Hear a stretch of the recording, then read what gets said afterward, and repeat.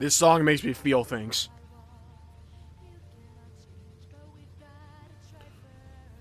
Oh, hold on. Wait for it. Wait for it. Wait for it. Incoming.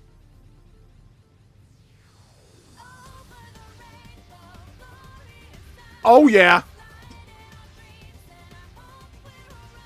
Uh-huh.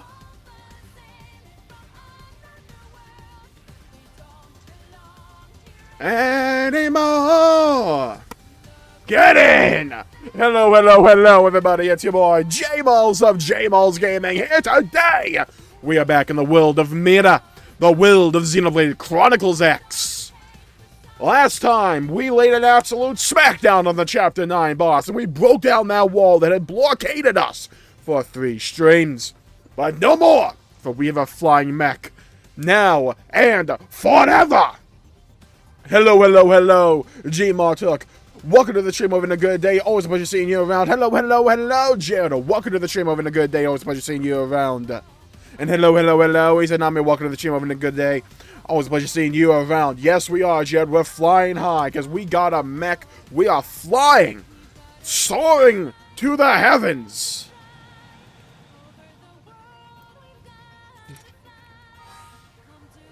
Not only do we have a heavy mech now, but we have flying. It's a beautiful thing, people. It's a beautiful thing. Damn near brings a tear to my eye. Hello, hello, hello, Warlock. Welcome to the stream, having a good day. Always a pleasure seeing you around. Vaulty Gaming, Rhyme Time, Eating Tots. Whatever the joke of Xenoblade 3 is. Oh yeah, Uni's the bus. God, I love this song so much. Why is Xenoblade X music so goated? Like, I'm not gonna lie to you, a part of the reason I started watching Attack on Titan is because Sawano's on the soundtrack. This Sawano's songs, music, just overall the vibe with the music is just too good. Hello, hello, hello. Oh, yeah. Yeah, happy March 5th. End of P3. Oof. But then we get the freaking answer. We'll address that when we get to it. We'll address it when we get to it. Yuri Lowenfeld's birthday? Oh, cool. Now, we have a whole metric crapload, I believe is the French term for it, for Moranium. We have a lot. Let's invest. We've already got to level 5 in Sakuraba. Where should we go next with this? High defense ground gear and expanding their market further with electric attributed weapons. Sounds shit. Uses ether tech, which is difficult to work with. Beam attributes. Beam resistant ground gear is a bestseller. Let's drop a cool 20k on Meredith here. Just drop a cool 20k on him. Just like so. Now, before we kick off the festivities for the evening, I say we finish this one quest I have in my inventory called Alien Nation. Besides sounding like a record label, what the hell is over here? I got an exclamation mark. There's a quest over here? In my new LA? What is it, all the way down here? Hello, hello, hello, Esther. Welcome to the show. Having a good day. Always a pleasure seeing you around. Right now, I never played the old ones, but we might have to take a look at it. We might have to take a look at it. I'm not the biggest fan of DBZ, but I'm quite a big fan of the original Dragon Ball. We gotta take a look at it. We might have to take a look at that. Cool that it's got announced, though. Okay. I would like this NPC to load in. There we go. Thank you. Need to, like, land. Oh my god, the jumps. Okay, a little... okay. I will say, flying's cool and all. Can I have a jump button, though? Like, please? Hand to God. Oh, God. Okay, well, I'm just gonna get out here and hope my jump can take me up high enough. It can. I gotta remember this is X. Talk to me, Alway. What's your name? Alway. Let's go. Well. It's rewarding work, but I find navigating Earth custom so difficult. Evening comes and the entire team goes home, right? But to me, the dark hours are most productive. Yo, mood. Take part in Alex's seminar. Join the seminar. Okay, where's my mech? Where did that go? There you are. On the Wii, also, I posted in the Gaming News Discord. Yeah, I saw that. I mean, it's really cool for all those who want another game like that. I just haven't really experienced it. I think the only kind of, like, those anime fighting games that I used to play was Naruto Ultimate Ninja Warrior, whatever the fuck it was called. I think it was for the PS2? It was one of those. I forget which it was for. Oh, it's on the Manon ship. Okay, I gotta go up here then. God, this song's too good. I like how my Wii U sounds like a freaking photocopier sometimes. Go down here. I do wish the song would continue to play. That would be nice. Not like every time I have to land, it has to, like, stop. Just saying. Let's go in here. Okay, I don't know if I trust all these, like, light particles descending from the skyline. Not sure if I trust that. Doesn't seem necessarily beneficial to my well-being. There you are. You get over here. Go to the freaking seminar already. Actual fraud. Let's go. Yeah, about to deepen my experience pool. Why don't you? Go. Move. There you go. God, I really like our new transmog. God, MMOs are broken, man. I do not know what to call appearance systems outside of transmog or glamour systems. Get my mech. There we go. Alex on West Melville Street in the commercial district. Gotcha. Let's fly away. Fly me to the moon. That's the only lyric that I know. Just fly me to the moon. I got to have my fan on. Turn that on immediately.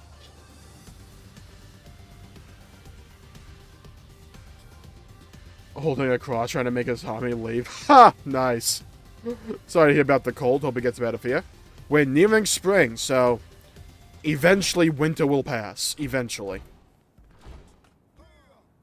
Ultimate Ninja series. Yeah, that was mine as well. Specifically the Ultimate Ninja 4. It was the Xenoblade Chronicles. It was also very good. I forget which one I had. I probably have the game case somewhere around here. I wish I had an operating PS2. I wish I did. I have so many good PS2 games. I've been wanting to play Sly Cooper for the longest time, but I don't have any way to play my copies. I have all the originals, and I have the HD remastered collection. The hell did they go? You don't belong here anymore. Headwater Summit, where's that? Well, I guess we're flying somewhere. Where this journey will take us, none may know except for me, because I have it on my map. They should make a PS2 mini. They should. I don't know why that... It would be so good. It would sell like hotcakes. I was so hoping the PS5 would have backwards compatibility for like the PS2 and stuff like that. I was hoping for that. It didn't materialize, but I was hoping. Ooh, there's an item over here.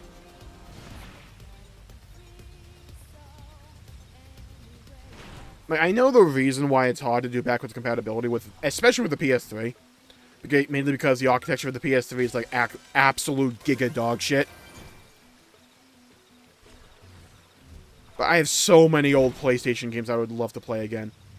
I've been wanting to play Army Men Air Assault for like over 15 years at this point. I just haven't had the ability to. It might not be 15 years for that, but you get my point.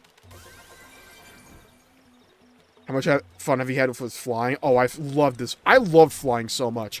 It's so fun to maneuver around the world. It just opens up so much more. Like, X has multiple moments where you're just like, oh, okay, the game's completely changed for me. It did that when you first unlocked Scales, just in general. Because it allowed you to get to places you couldn't before, gave you higher jumps, farther jumps, made you more defensive, So, also more powerful, so you could take on high-level mobs. You could do that. So it completely changed the way you interacted with the world. And then they gave you flying, which has completely changed everything again. But they didn't fall into the pit trap that so many other games fall into when it comes to flying in their game, where it just feels like a glorified fast travel system. Not an X. In X, flying is a core mechanic that fleshes out the world and has its own gameplay. There's mobs you can only fight, places you can only get to because of flying. And that's generally the direction I like to see flying take in video games. I've said this before, but I'm almost certain that by the time after I beat X, I'm almost certain I'll probably end up making a video saying that X is one of the best open world games ever made. I'm almost certain I'm going to be making that video. They would have to fuck up colossally from here on out for me not to make that video.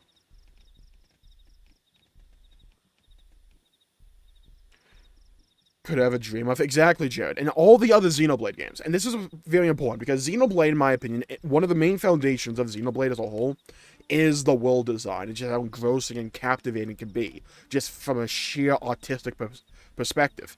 There's so many different biomes, so many different aesthetics, so many just really imaginative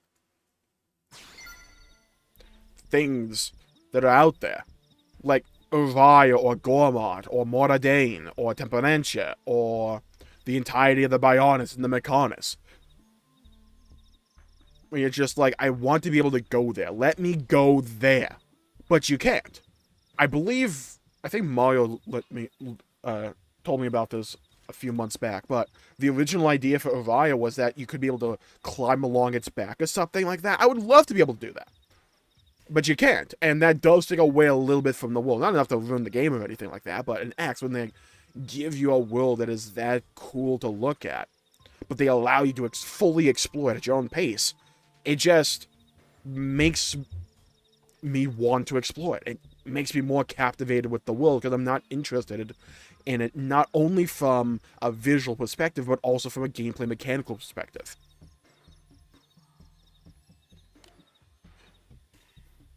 Hello, newbie. Welcome to the stream. Having a good day. Always a pleasure seeing you around. Hello, Hydro. Welcome to the stream. Having a good day. Always a pleasure seeing you around. We're just doing some side quests right now. And just maneuvering around with flying. We're working our way towards getting another mech. I want another mech. I want it. That one particularly. Give me that one. I'll just take it. I'll just take it off your hands. Not an issue. Not anything to worry about. It ain't no worries for the rest of your days. Just give me the mech. I like how I pull out the dual guns, like, okay, let's let it rip.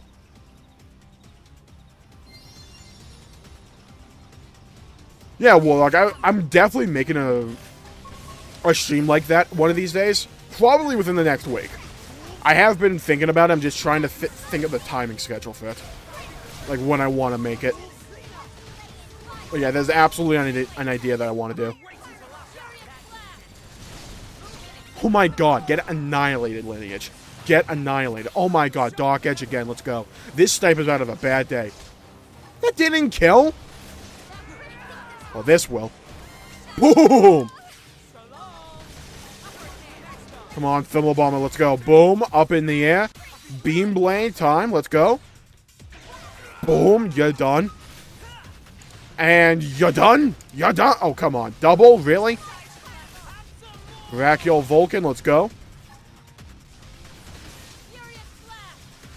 This is perfect, nice.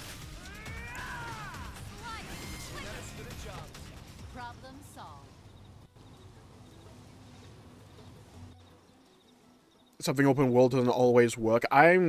Yeah, open world is a concept that I feel a lot of games miss the idea for. And I can't remember. The problem with making a video every day is I forget if I made a video on a specific topic or not sometimes. The problem a lot of games suffer when it comes to making an open world game is that the open world feels like a secondary resource. Where it's not the focal point. It just feels like an elongated loading screen between the actual fun bits of the game. That, to me, is an open world game done incorrectly.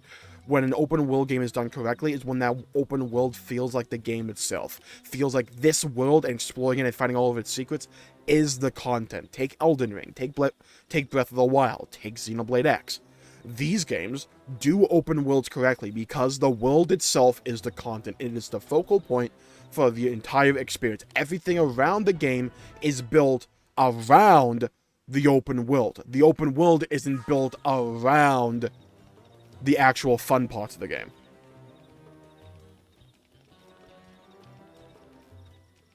Most open world games are pretty bad. The problem with a lot of the open world games that I tend to find is that they feel like time padding. Where you're not really interested in actually walking around the world or anything like that. It just feels like it's there. Not really contributing much overall outside of being cool for a trailer or for a thumbnail. Or for advertisement. When an open world is done correctly and done enticingly and done fun, you just want to explore it. Because the world is visually appealing, aesthetically diverse enough. There's enough story oozing out of every orifice of it. And it's populated with mechanics that focus on the world itself and lean into its strengths. Where the world itself feels like the content. It feels like the focal point of the game. It doesn't feel like it's just there to elongate your playtime. Go fast and good movement. Oh, that can work. It absolutely can. I don't think it's the only way to go about it. Take Breath of the Wild. A game that the idea for the game of Breath of the Wild is essentially to be slow. You can go fast because they give you the bike in the DLC.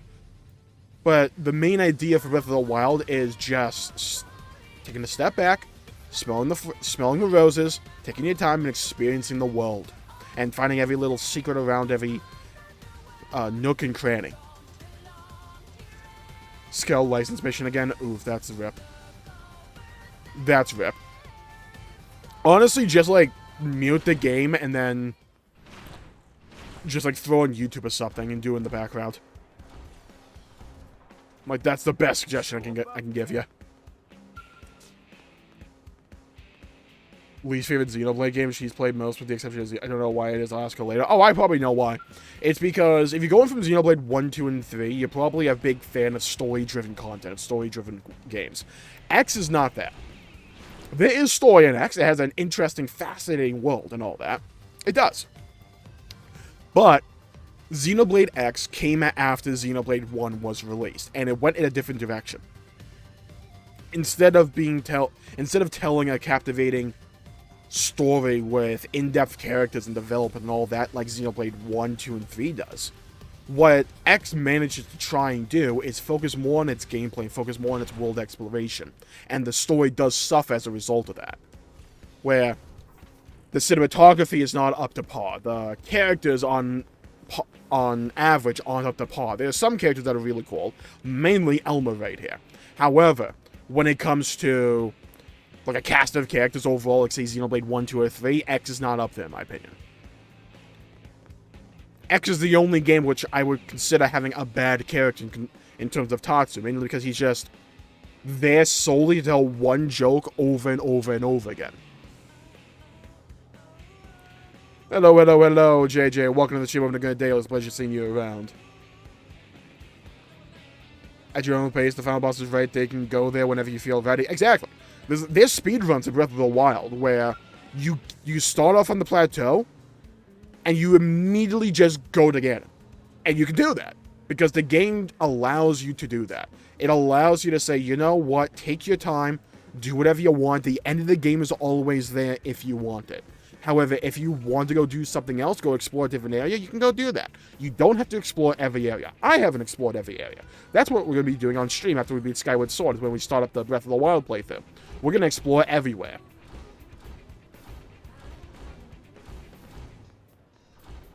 Now, I'm trying to find a freaking quest. They needed more time. I haven't really played Sonic Frontiers because I'm not that big into Sonic, but I've heard some good things about it. I'm going straight to the final boss once the game launches. Nice. I definitely hope, because I feel this is one of the most underutilized aspects of Breath of the Wild, is its storytelling. The story moments in Breath of the Wild are like S tier. I don't know why they went that hard with them. But there's so few of them. Especially in the memories. Those memories are so good. Going around the world, fighting Link's scattered memories. Like an amnesia story. Going around trying to put all the pieces of the puzzle together. That was really cool. I want more moments like that in Tears of the Kingdom. Lean into those story moments. Because those cast of characters that Breath of the Wild had were really strong in my opinion. Surprisingly strong. Especially for a Zelda game. Lean into that. I would love to see some more optional story moments like that. Keep the essence of a Zelda game there, absolutely, but lean into the strengths of Breath of the Wild. Let it be its own entity. The gameplay loop could have been better? Absolutely. Every gameplay loop can absolutely be better, and I think they got the core right with Breath of the Wild. I think they have a good core here, and they only need to do a little bit of a tuning here and there. Give you some more stamina on a consistent basis. Lower the weapon durability. I don't think you have to get rid of the weapon durability system, but elongating the time each weapon lasts for you, that could go a long way. Give me a weapon upgrade system so I can repair weapons, for instance. Do stuff like that. There's many ways you can flesh out and iterate on Breath of the Wild to make it more compelling and to lean further into its strengths.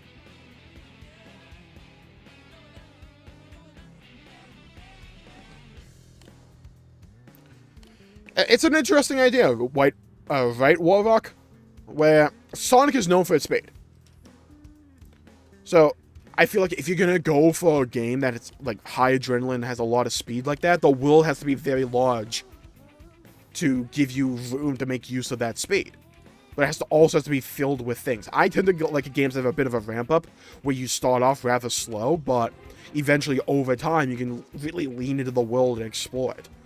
And move around pretty fast, because, look, at this point in the game, I kind of explored a lot of Primordia. Like, I don't need to always just walk from point A to point B in Primordia. Give me my skill, give me flying skills. It allows me to change how I view the zone, and allows me new ways to look at it.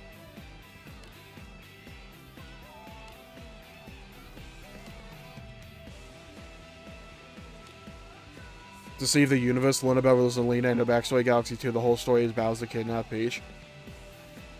Yeah, not ideal, right? I haven't played the Galaxy games, but I feel, especially with Zelda, which tend to be more story-focused, I know some people would like to push back on that idea, but Zelda tend to be more story-focused than Mario games. And I feel like the common sentiment around Breath of the Wild was that the story that was there was really compelling, and I hope Nintendo got the message saying, hey, we might want to lean into this a bit more. Not too much where it detracts from the actual game. We don't want to be a Xenoblade spin-off, right? We don't want it to have as many cutscenes as a Xenoblade game, but have some more cutscenes. Allow your time for the story to grow and develop naturally. Thanks. Hello, Hugh. Welcome to the stream. Having a good day. It was a pleasure seeing you around.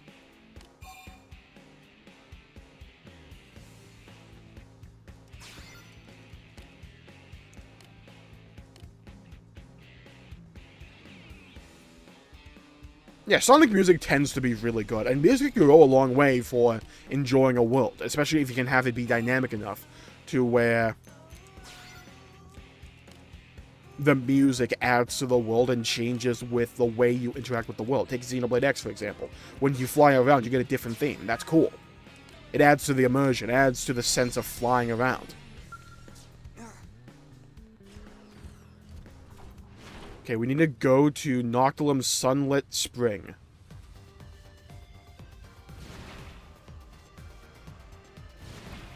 Let's go there right now.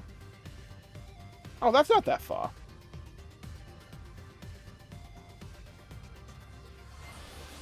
Hello, Zen Omega. Welcome to the stream. Having a good day. It was a pleasure seeing you around. Make it so you can play as Tatsu and only Tatsu. Oh, God. Remake it so the UI is actually good. Yeah, I think if they're going to remake X, I think they will at some point. I think they will in the next couple of years.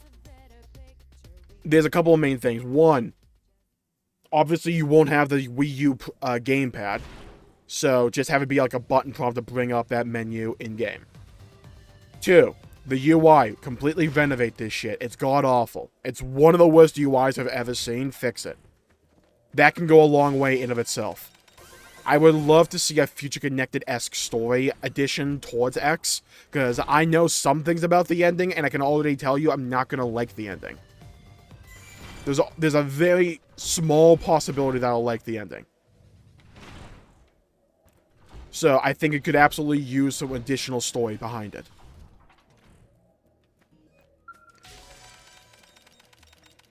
Make the party system more easy to maneuver around. Like, I don't want to have to go halfway across the entire city to find one NPC. Just throw them on the map, like, to make that map for the city a little bit more clear. There's many things they can do just to fine-tune the experience overall.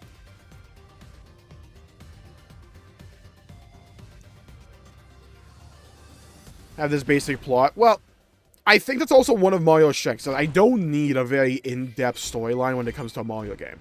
I don't need that. And I think that would detract away from the gameplay-focused experience that Mario is supposed to be. Most of the time, at least. I think they could lean into Mario RPGs if they want to do that and bring that back. From my understanding, that did have a bit of a story behind it. I like the style of story they went with when it came to Super Mario Odyssey. I thought that was a really cool and compelling narrative for a Mario game. It didn't go all that deep, but it gave me enough to look around with and have fun with it. Tatsu exists so Lyn has something to say. Also so that they can have the cute mascot character. But yeah, he pretty much exists as a punchline for all of Lyn's jokes. I say jokes, plural. It should be really one joke. And X becomes better. That's also not wrong. Or, yeah, Fivehead.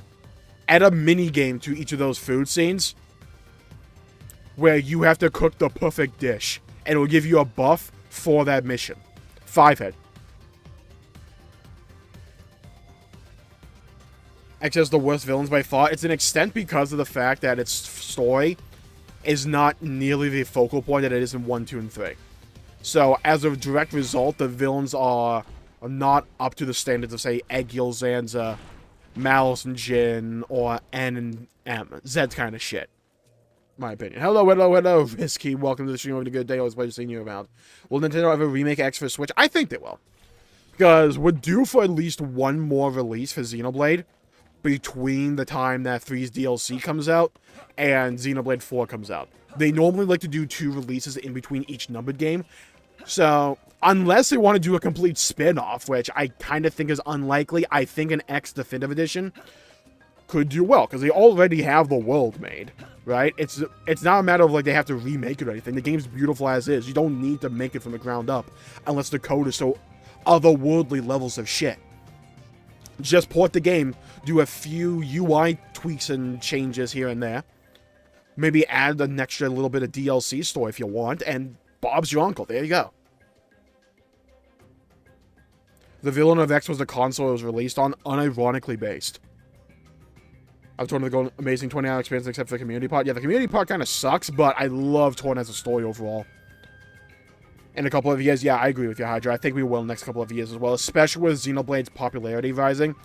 I think they have to be specific and careful with how they advertise it. Because you're going to have a lot of people go from Xenoblade 2 and 3, which are very story-focused, and they're going to go into Xenoblade X expecting a similar experience, like, and it won't be on a fundamental basis. You have to advertise that Xenoblade X is a gameplay-focused and forward game that doesn't rely so much on its story. You have to advertise the mechs, advertise the music. Lean into that element when you go to advertise it. Don't try to advertise the story, because you're gonna have people that go in from Xenoblade 2 and 3 expecting a story on par with Xenoblade 2 and 3, or even 1, and you're not gonna get that. What do you rank in Xenoblade games? Personally, I would go 2, 1, 3X. I'm a story-focused guy, so I love my stories, but I haven't finished X yet, so I can't really say. When it comes to gameplay, though, I'd probably put X a few ranks higher.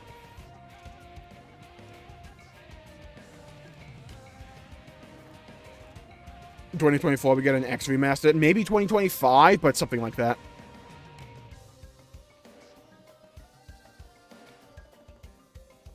with Xenoblade 4 afterwards. Yeah, I think we get the DLC for 3.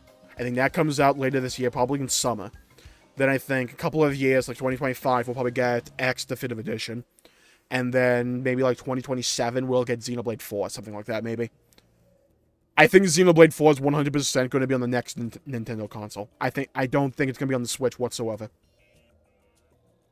Shit, I might be surprised if the Xenoblade X Definitive Edition's on the Switch. It could be on the next console.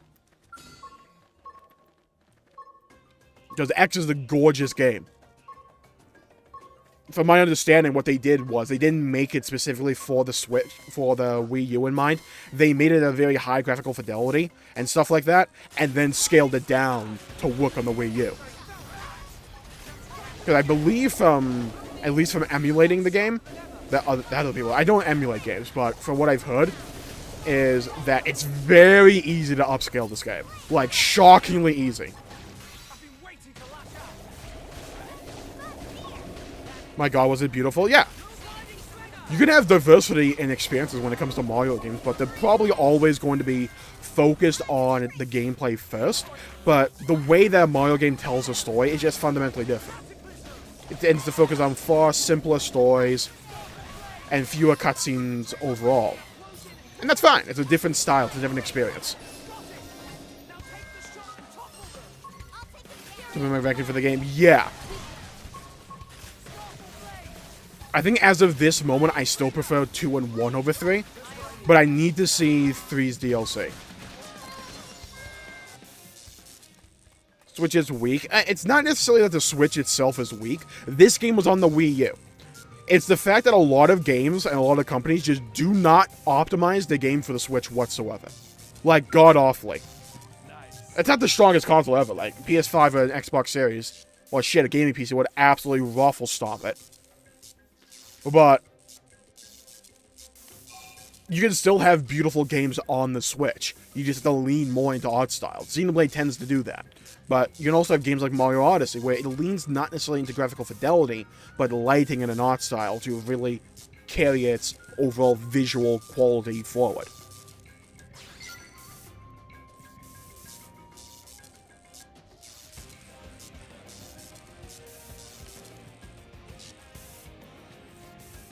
Of the games, if it was just there for the console, I'd get a PS5 in a heartbeat. Yeah, I like a lot of Nintendo games.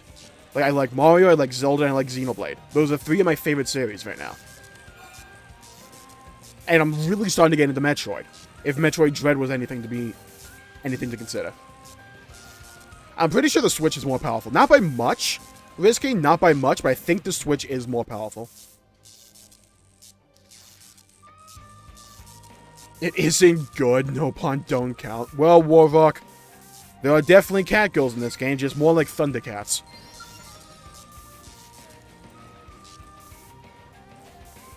Into it like 1 and 2. I want to make this video, and it probably will. It may be my next Xenoblade video.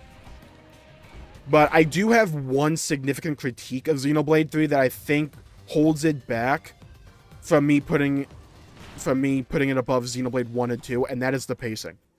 The pacing from chapter 1 to 6 is really good. The moment you leave Agnes Castle, though, I do not know what the fuck happened.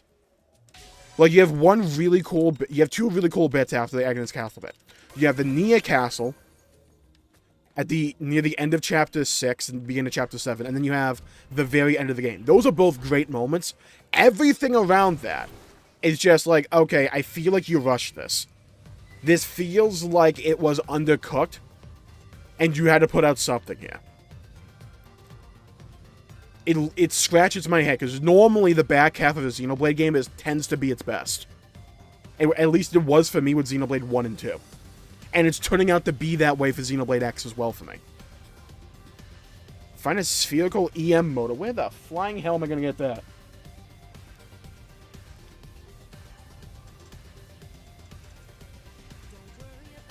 Today's game is... It doesn't really... Here's the thing.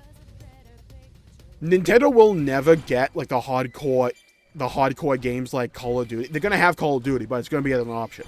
That's not their focus. Their focus has always been mainly on being family-friendly and being cheaper than the competition, but having more wide market appeal to them. Games like Mario, Zelda, now Xenoblade, tend to be ageless, and you can play them whenever. Pokemon as well. You don't need a lot of power for those games. That would help, but you don't need it. And relying on being a cheaper console than, say, the Xbox Series or the PlayStation has helped them with sales. Absolutely. Gotta remember, the Switch is still like windmill dunking on the other consoles in terms of console sales. I think the PlayStation 5 has like started to outsell it in Japan at least. But still, overall, when you look at total console sales, it's fucking laughable how much the Switch is ahead of everybody. And being cheap and being portable are massive advantages that Switch have.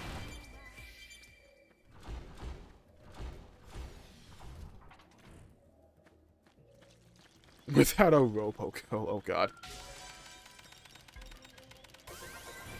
I think some people do risky. I think some people absolutely judge games by the graphics. Some people, but I don't think most do. I feel like that's become a bit of a disconnect between media, or just at least the overall identity of what people tend to like in video games, and the actual reality. Because Pokemon still sells more than a lot of other games. And Pokemon Scarlet and Violet look like dog shit. But they play very well. And that's the difference. I think visuals are absolutely an important part of the game. 100%, they are very important to me. But graphical fidelity isn't necessarily. If you can make your game visually appealing to me, I most likely will want to explore it. I'll most likely be wanting to at least explore and interact with the game. If I don't like how the game looks, then I'm probably not going to be as inclined to play it. Or spend as much time in it. But for me, it's not necessarily a matter of graphical fidelity, it's more about art style and just overall execution. Sony has too many games that look great but are just bad. Sony also has just a lot of amazing games. Final Fantasy overall. Spider-Man, God of War, Spyro. Fucking remember that one exists, please, Sony. Please, okay, thanks. Bloodborne. They have a lot of games that are amazing. Last of Us. Even though I think Last of Us has been ported at this point. Z the boring villain. Yeah, Z is also a bit of a setback because they go for the whole he's a conceptual villain, which works, but when he's the final boss, right? I'm just like, okay, I don't really care for you as much as I cared about N. Like, you don't feel like a threat because we never saw Z do anything that makes him appear to be a threat. He suffers from what I call the 3-4 Industries villain archetype, where he sits around in a corner, only talks to you, and you never see him do anything of actual import. We never saw before his actual fight Zed do anything or appear threatening at all. He was always just in that one room watching the screen. So when you're trying to make me feel fear or want to take this guy down, sure, I can want to take him down, but he's not going to be much of a threat to me. Whereas for Malos, we saw that dude wipe out places. Just like wipe him out. We saw him be extremely powerful and ruthless to characters like Paiva. So we had that inherent desire to like, okay, this guy's a threat. Look at Egil. Look at Egil when he was like trying to stab the Bionis repeatedly. Okay, he's a threat. He's in this giant mech. We fought him before. Hey, he's pretty powerful. He can weaken the Monado. He can do all these things. He's powerful. Take Zanza. We never fought Zanza until the final boss, and we saw him fight Mayneth. And we saw him fight Egil. And we saw him overpower those characters that we knew were already strong. So we had a basis for saying, hey, this guy's an actual threat to us.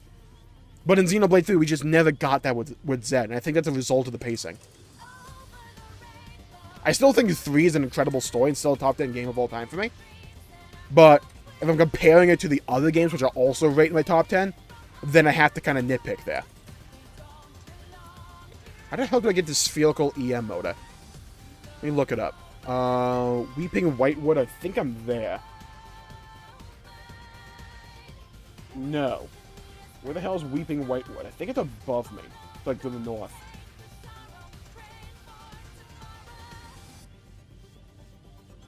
Okay, apparently not. One may be acquired from completing my dream. One is acquired for...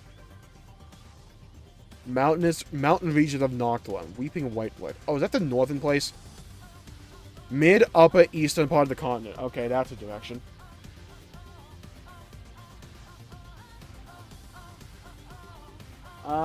Mid, upper, east. Okay. Well, we're gonna do a little bit of a flight, I guess. Oh, location on map. There we go. Oh, I know where that is. Oh, yeah. We're really close to that, I think.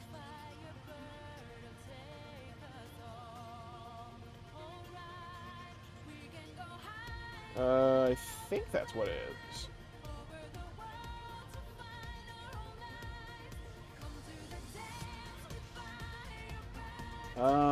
Double check.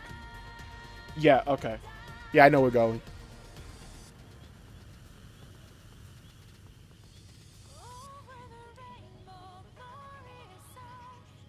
Been playing Nintendo. That doesn't track with like Pokemon sales though, and like how massive sales Mario always does. Make no mistake about it, the Mario movie is gonna sell. It's gonna sell, absolutely. That thing's gonna do extremely well at the box office. I'm almost certain of it.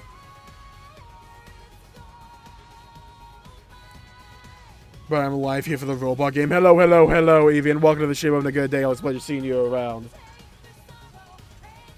Thanks for tuning in. I know it's very early for you. Okay, we gotta go north here.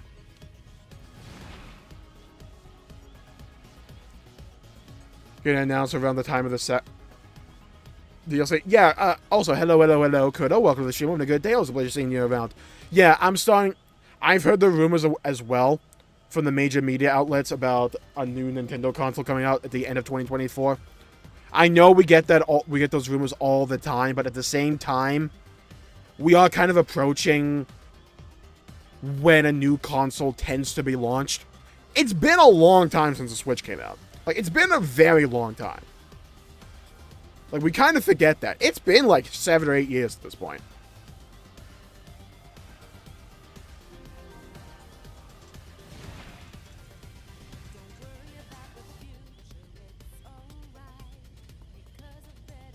I don't count the party games. I've never really played the party games all that much. I used to play them a bit on the GameCube, but I just never was really into them. I never really had a group that would play them. I played Mario Kart Double Dash a lot, though. I love that game. The service we deserve. Yeah. The other aspect of 3, where I'm like, okay, the pacing in the back half is kind of, in the back end is a little bit off. However, they left a lot to be like, hey, we could answer this in a DLC very easily if we wanted to. Hint, hint, wink, wink. I'm like, okay, I kind of understand where this is going. Oh, cool, level 77, huh? Okay, let's just land here. Let me just grab this real quick. There we go.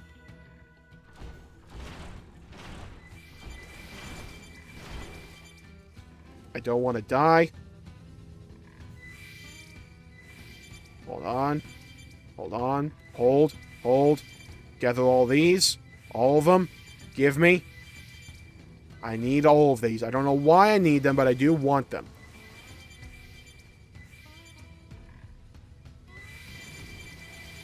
Oh, beautiful. How the hell do I get out of here? Okay. Blues could do. We can too. Get me the hell out of here. Beam me up, Scotty. Okay, good news. We got the hell out of there.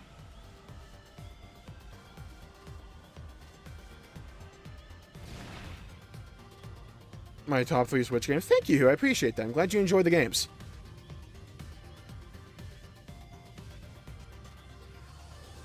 Really hope Nintendo next console will be backwards compatible with Switch games. I think they should.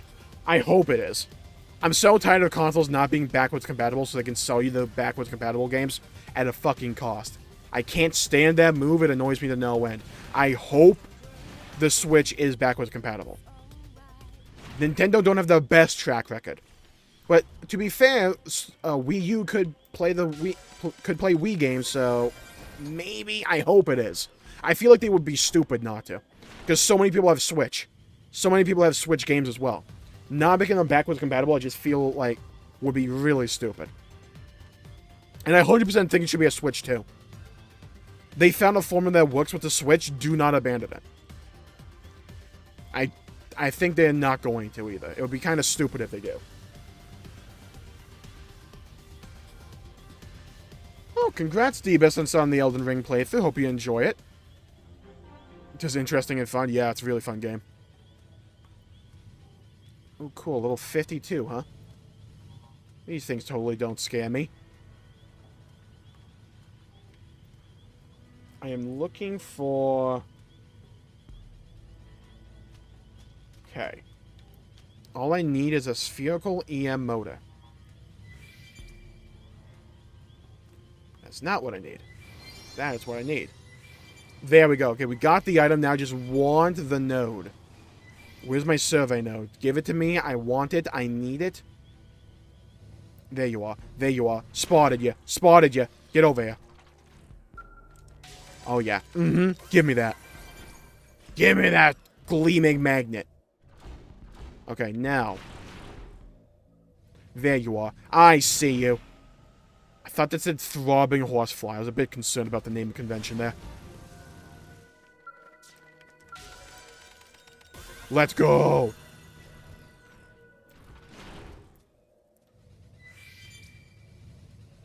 Wii U could play Wii. Yeah, I hope to continue that trend. On it right now, then again, it's all... Yeah, but to be fair, that's every PlayStation life cycle. A PlayStation console never has enough games at the beginning of its life cycle. But it does eventually get a lot. Like, for me, one of the reasons I went with the PlayStation 5... I'm probably going to make a video about this, but... One, PlayStation tends to have a lot of game series that I like and care about. Final Fantasy. Sometimes FromSoft will do exclusives on the PlayStation, which I care about FromSoft games.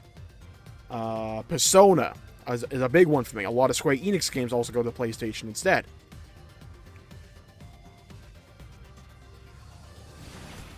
Also, the PlayStation 5 is now just more powerful than my gaming PC, and it's just more convenient to record on.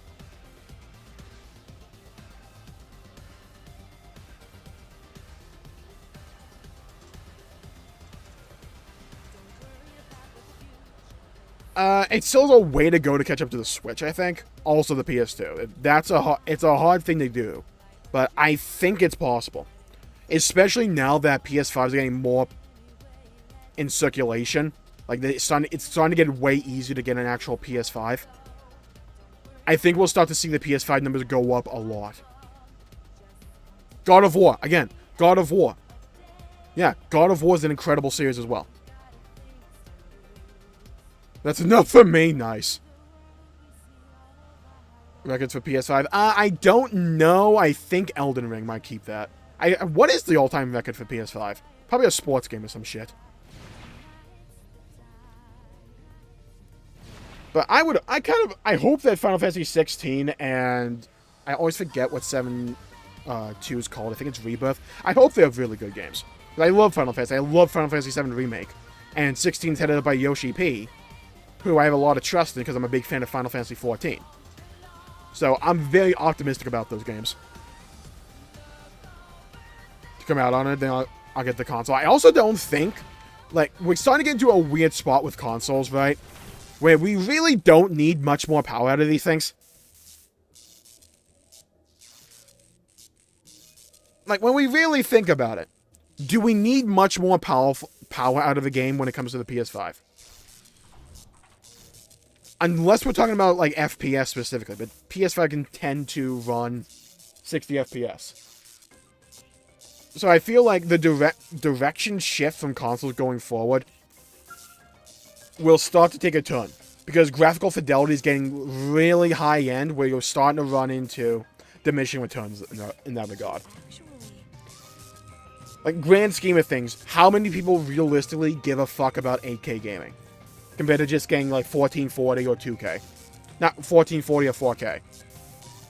Like, once you bridge that gap and you have, like, high enough FPS values, like, once consoles reach, like, 4K, 144 hertz, do you really need much more than that? Like, grand scheme of things.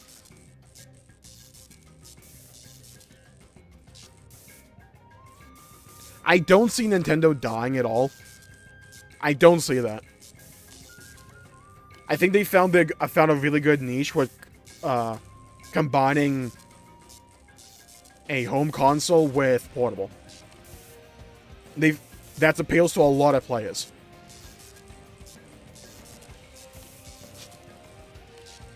I could see Microsoft coming in and saying, you know what? We are Microsoft, though. We have fuck you levels of money.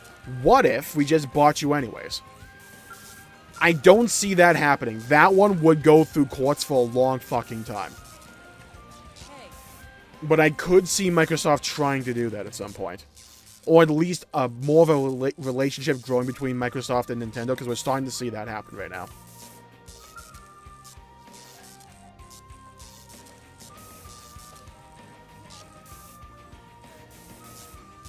Bigger world design with higher polygons. That helps.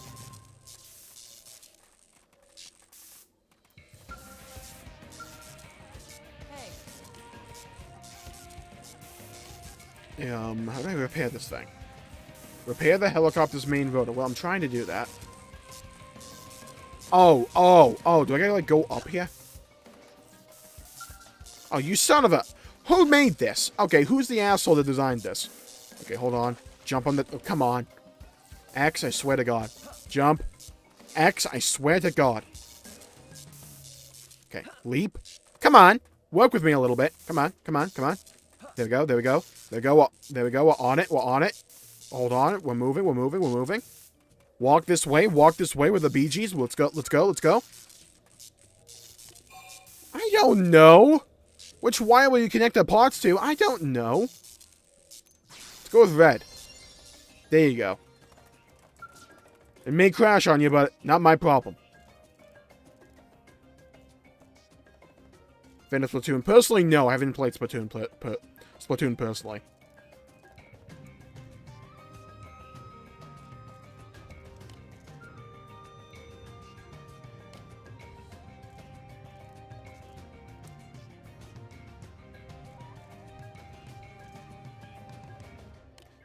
Yeah, like, my biggest thing with the gaming industry right now is not necessarily in terms of pumping out good games. Like, it's entirely possible. They're entirely capable of doing that and pumping out extraordinary visually satisfying games. They're capable of doing that. It's the business practices right now. That's the shit that needs renovation.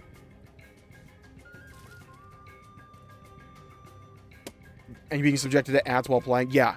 Like, I'm not playing a sports game because... And that's one of the reasons.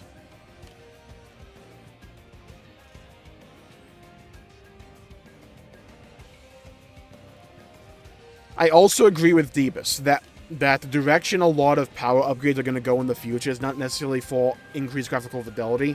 It's just going to be increasing the capabilities of what each game can do. And making them be able to be bigger and stuff like that.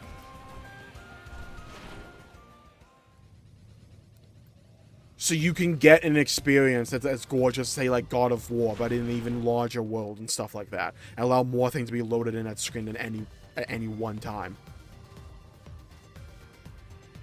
Okay, we're heading back to the industrial section. I mean, district.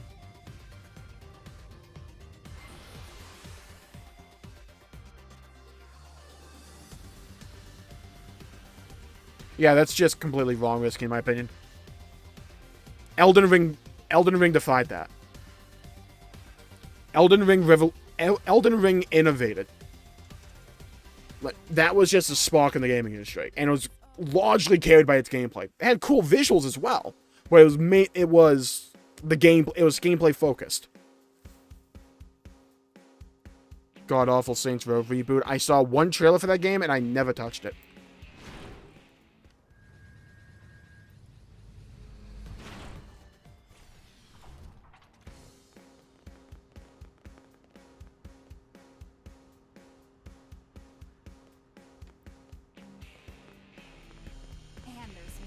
There's a lot to be said about the gaming industry right now, and also games media in general. There's a lot that can be said about it.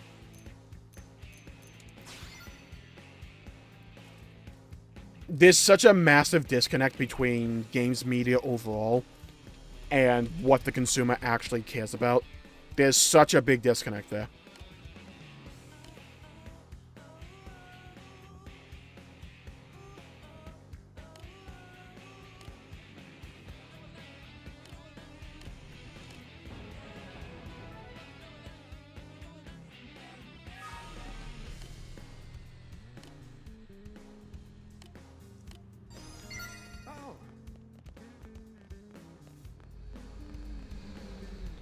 If Elden Ring have Switch graphics, nobody's buying that game for sure. They did, though.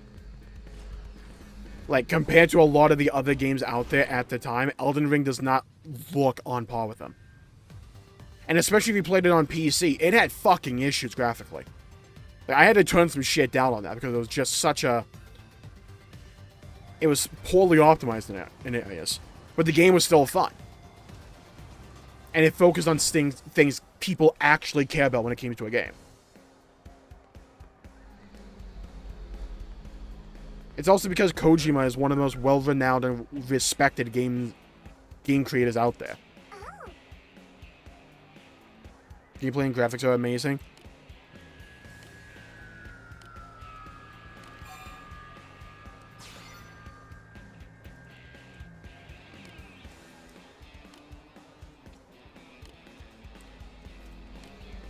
There's a lot that can be said about Elden Ring and why it succeeded as much as it did. There's a lot. But it does not focus on the graphical fidelity. It does not focus on creating a completely polished experience. It focuses on making sure that the player is engaged at all times. And that is the main disconnect that a lot of game creators and not necessarily creators, but not necessarily developers. Publishers, that's the fucking word. Publishers and games media have a disconnect from. Where, yeah, the Elden Ring UI wasn't the best. But it focused on the right things. It focused on what made a game compelling. What made a game interesting. What made you want to keep playing the game and think about it. It focused on that. It had fun progression. It had a fun world to explore that was filled to the brim with things to discover. It put the player in charge of the experience.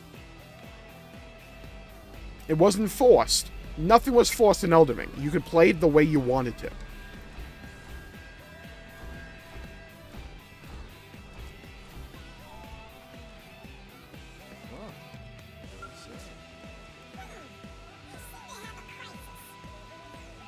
Yet it sold 20 million. It only sold that much because of the anime that came out, and because they iterated on and made it a little bit better.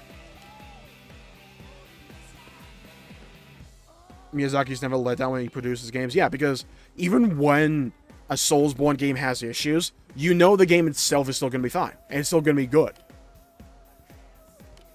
Because they focus on making sure that the game is engaging.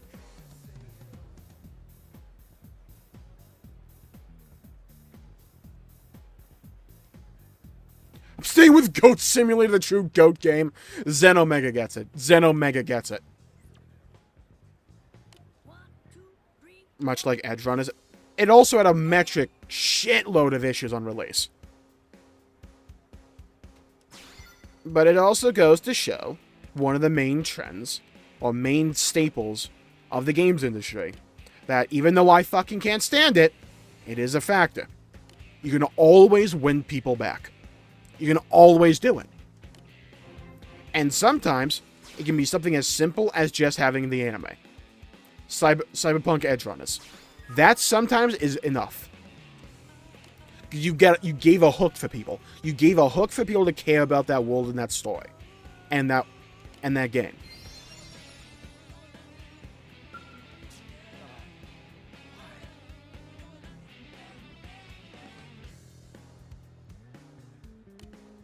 Already know for what kind of games they make, so ER was bound to sell good. Breath of the Wild, on the other hand, is a completely stylized game, but also sold crazy. Yeah. Because Breath of the Wild and Elden Ring understand that, hey, players want to be able to play the game. They want to be able to have their own stories. They want to be able to control the experience themselves.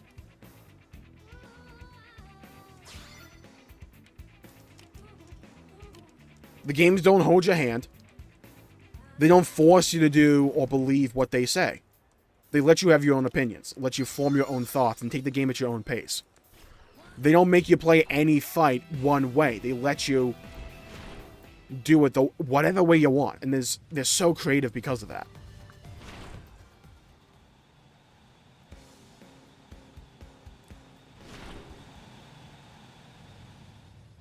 Witcher 3 was god-awful on release. I don't know about that. I don't remember it being bad on release. Whenever I played Witcher 3, it was absolutely incredible. Hi, Kirsty. Goat Simulator stream, not on the cards for now. Not on the cards, I gotta admit. The final boss, a crazy plot turn. It depends upon what you're going for with the game, Jared. It really depends. Like, Xenoblade 1 has multiple points of no return in certain regards.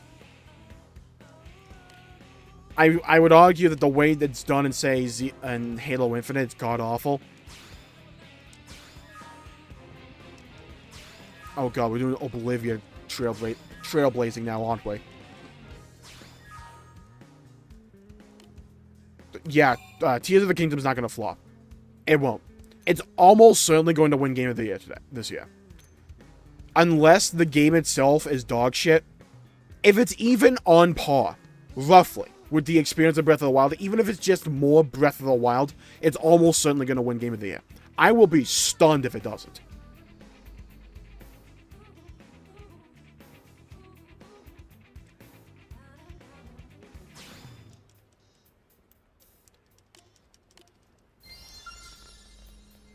Ooh, do we have something we can already turn in? How's it going? Yeah, here's my Moranium. There we go.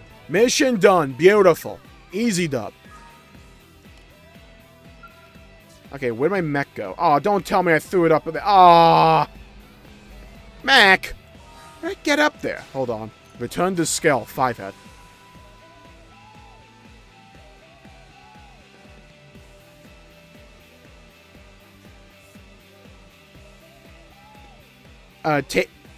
Zen, I would push back on the idea that the amount of time it takes to develop a game doesn't correlate with if the game's going to flop or not. Duke Nukem forever. That's my counter argument. The length of time it takes to develop a game doesn't necessarily mean it's going to flop. I think Tears of the Kingdom, so long as it's even remotely similar to Breath of the Wild, will be fine. Like, that game's going to sell massively. Spider-Man 2 is runner-up. Yeah, it's going to be... I'll tell you exactly what's going to happen with the Game Awards this year. It's going to be the exact situation that was Elden Ring and God of War, but it will be for Spider-Man and Tears of the Kingdom. I think Tears of the Kingdom will win Game of the Year, and then they'll just have Spider-Man 2 win all the other awards. That tends to be the Game Awards formula. Have one game win Game of the Year, and the other one win all the other awards.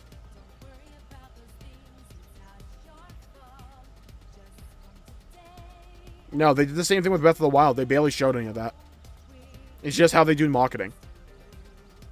When you have a game that's entirely built upon experiencing the world yourself, showcasing a lot of it beforehand can be detrimental to that.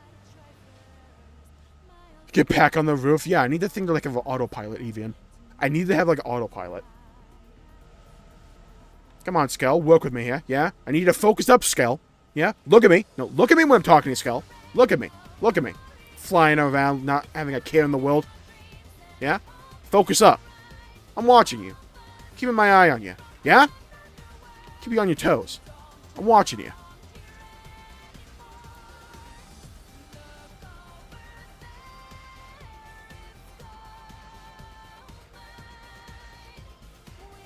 I'm waiting for Mech Souls. It won't be Mech Souls. For those who have not played Armored Core before, do not expect a Souls game at all. But I need Armored Core 6. I need that game. I don't think you all understand. That game was my childhood. I loved Armored Core. I couldn't tell you what the fuck happened in any of the games. I did not give a remote shit about any of the story in the Armored Core games.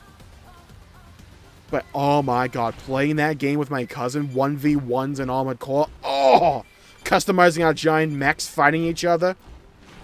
The map design was crisp. Oh, it was so much fun. Customize what weapons you had, the color schemes of your mechs, how they looked. Oh, it was amazing. I love that game. I love that franchise so much.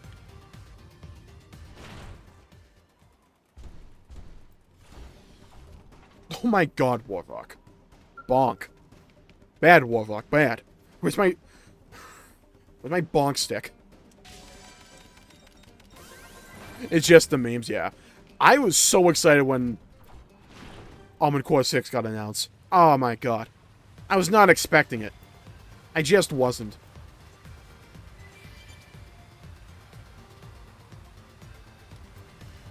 go down here.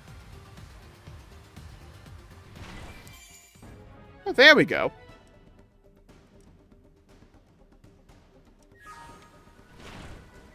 I was gonna say, if I'd already got this data point, what am I missing then?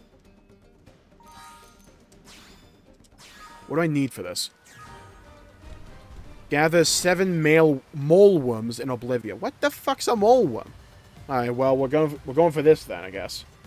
Oh, we're missing a probe over here. Let's go get that real quick.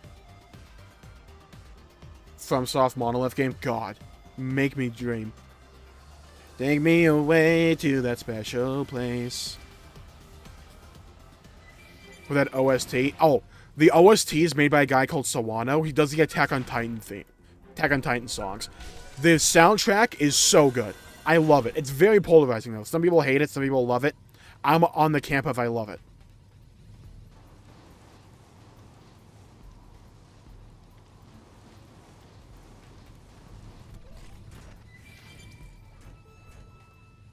Okay. I want to not die here. That would be ideal. I'm going to get out of my mech, and nothing's going to kill me. Okay? Nothing's going to kill me. I'm going to go get that item, and nothing's going to kill me. Right, soldier? Right?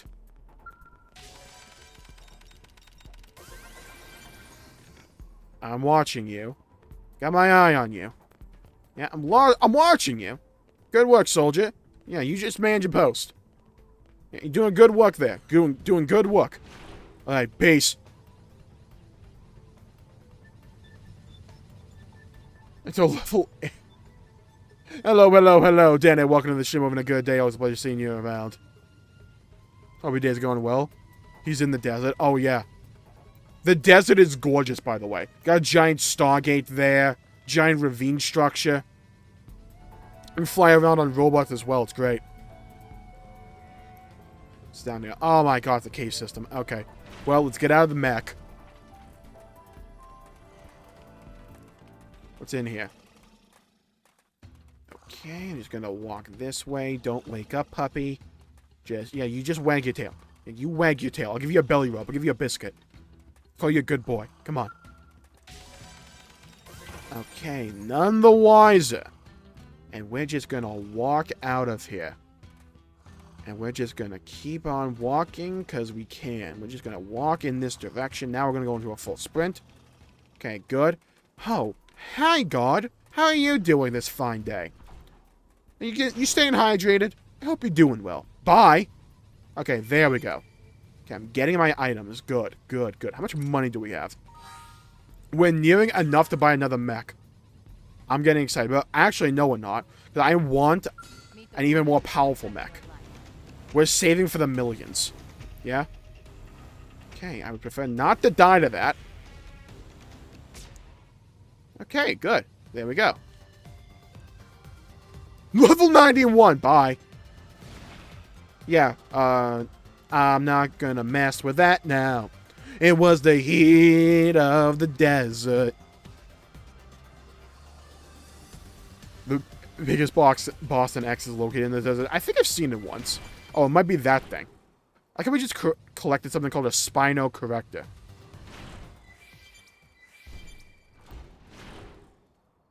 Okay, we gotta find these mole worms.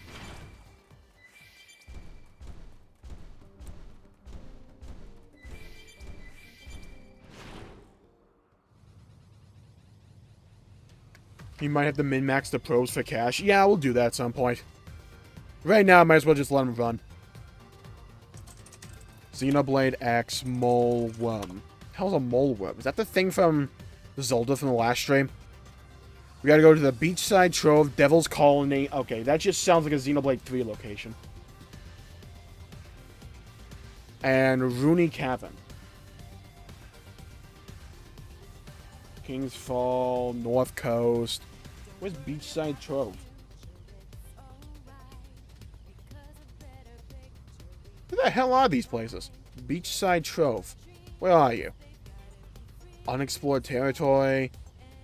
On Oblivious South Coast near 317. Okay, let's find this.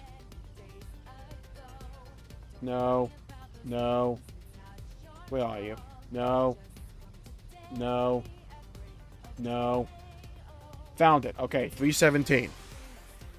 It's a cave. It's hidden behind a large rock pillar. Thanks for that hint. Fandom.com. North or directly northwest of... oh, okay. Okay, yeah, I think I know where it is. Yeah, we can find this. Have you run into Rotbach the Territorial? Maybe, but I don't remember the name. We've ran into quite a few enemies at this point. Okay. Oh, it might be down here. It's behind a rock pillar. Won't be there. Ooh, there's an item over here I want to collect. It's way bigger than that? Oh, good. Let me just collect this. And they keep returning, true. I always love it when games have, like, recurring villains like that.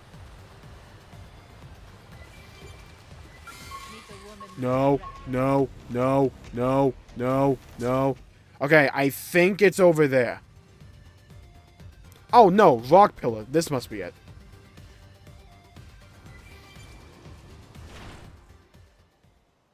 Okay, let's get out of our mech. Let's do a quick save, just in case something bad happens. So we're not bamboozled. Or led astray, or run amok, or flat out deceived. Beachside Trove, let's go. Now I need mole worms. I need a plethora of them. I need a multitude, if you will. We got a fossil. We can go to the Pokemon Center and make that into a Pokemon, I guess. Look at all the items in here, though. Hold on. Wait a minute. Ooh. Give me everything. Give me everything. I want all the things. Give them to me. And there we go. Oblivia Trailblazing 2 done and dusted. Oh, I love this room. Oh, yeah, this is cathartic. Give me. Mm-hmm. Love to see that. Okay, great. And we have something to collect. Aww. Really? Mechanical level 5? Oh, twist my penis, why don't you? Come on. Well, at least we got the mole worms. Now I need mechanical level 5 for this. We're almost level 41, though. Ooh, we're almost rank 7 for a blade. Let's go. Okay, now, if I can make this camera turn. Yeah, this is something else to fix in the Defender Edition, by the way. The camera when you're inside something. Oh my god, it's slow. I love the collectible sound effect. It's so satisfying. Like, shockingly so. Like, it's fun just to collect things in this game because of the sound effect.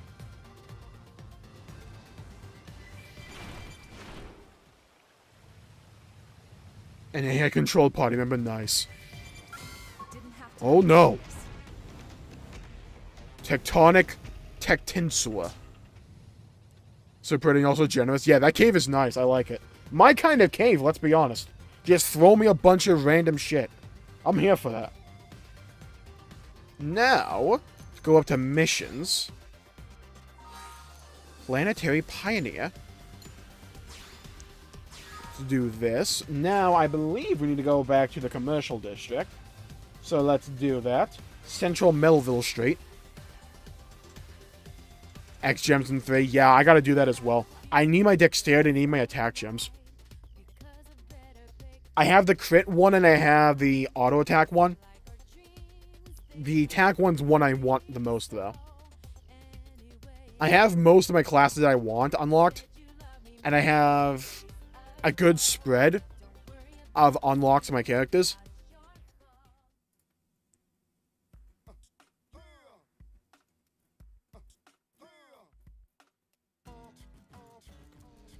Oh, oh, oh.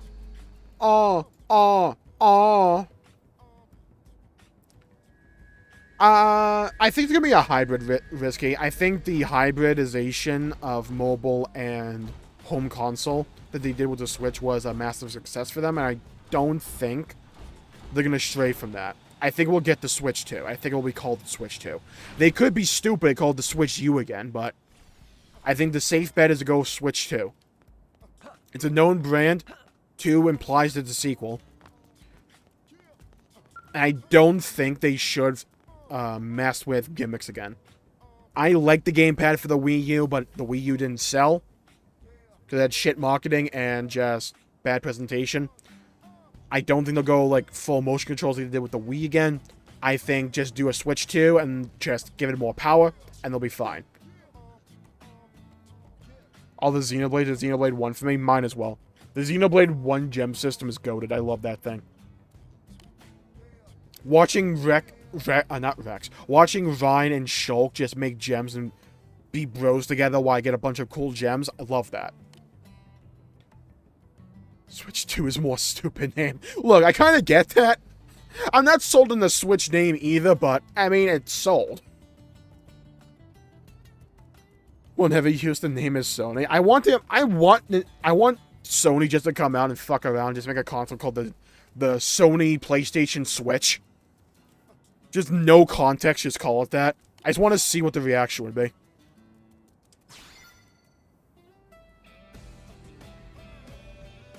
Of legendary material from one of the super bosses. Yeah.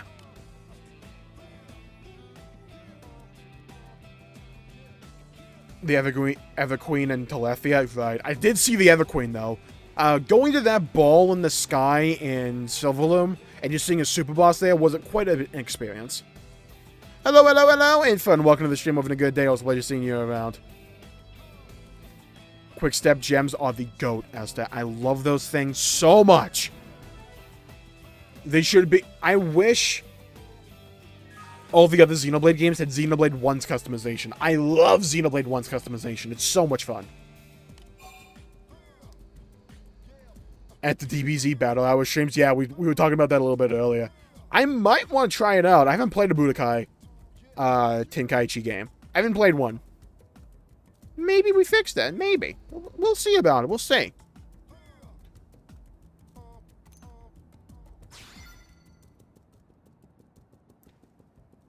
Grind of 3s. I just wish it wasn't something I did at the end of the game. Yeah.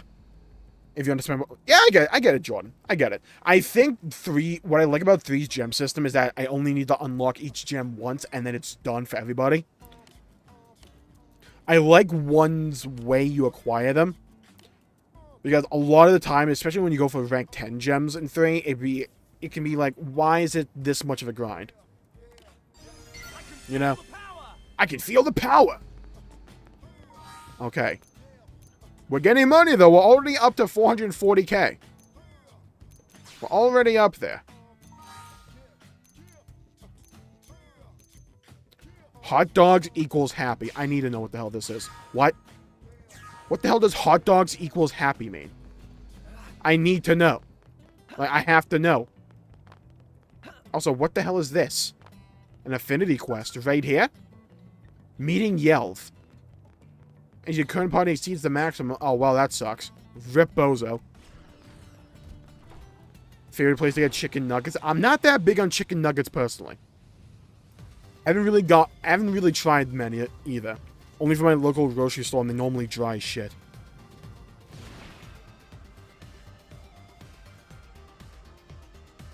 They were amazing. From Stream Chat, I've heard they were pretty good games. Super Nintendo Switch. Honestly, Rizky? Honestly, I kind of vibing with that name. I don't mind that name. A Super Nintendo Switch? I don't mind that name.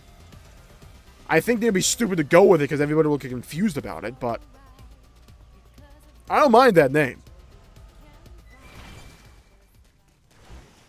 Look, I only became a meat eater, like, within the last year, okay? Cut me a little bit of slack. I was a vegetarian for most of my life.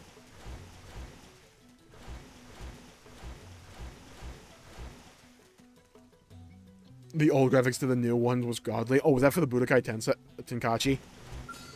Cool. I always love it when games can do that, like, transition from old graphics to new. Boom, boom. Come on. Giant spear time. Poke.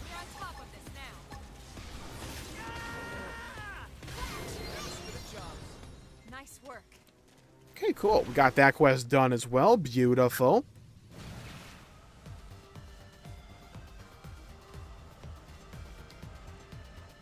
back in the day before Smash. So is Budokai Tenkaichi a fighting game?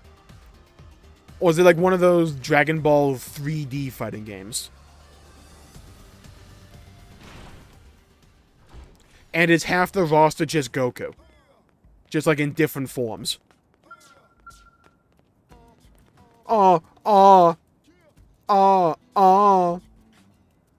They had everything from classic DBZ and GT all in one game. I feel like having GT there's a bit of a troll, though. Look, I couldn't even get through GT. Look, if you all want... Do y'all want a hot take when it comes to Dragon Ball? Like a piping hot, steaming hot take? Because I got some. I feel like I have the most hot takes when it comes to Dragon Ball than anyone. My hot takes are like boiling hot. Like the Naruto Storm series. Oh, interesting. I might like that then. Ooh, I might need to try that. Oh, interesting. Okay. Okay. With a rare exception like GT Goku. Gotcha. So. Hot take for Dragon Ball. But I prefer the original series to Z. I'll say it.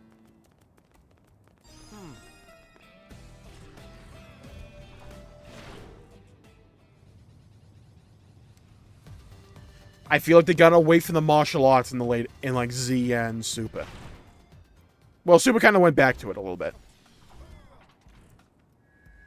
Super is mid. Here's my thing with Super, because I didn't watch the show, but I watched a couple. I watched a lot of clips about Super. I like the characters in Super. I think Beerus and Wiz are really cool characters. And I like that. Oh, that's not a bad hot take? Okay, Esther. You dare challenge me! Here's a hot take for you. You want to know what my favorite DBZ Dragon Ball Z arc is? I'll tell you what it is. My favorite DBZ arc? Super Saiyaman. Yeah, that's my favorite arc. Also the first one with Vegeta. But yeah, that's my favorite arc.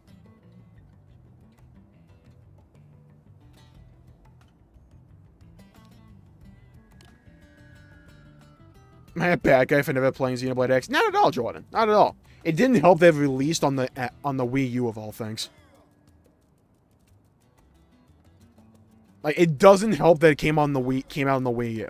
It's also a very different game from the rest of the Xenoblade series. Okay, that's just the meme. Look, I thought the Saiyaman arc was really fun. I love Saiyaman too. Thank you, Infun. Thank you. See? We're in this together. It was goofy but fun nonetheless. Exactly. Like, one of my main issues with Dragon Ball Z was, like, some of the fights were really elongated, and Saiyaman was just, like, fun. It was like the fun aspect I had missed from the original Dragon Ball series.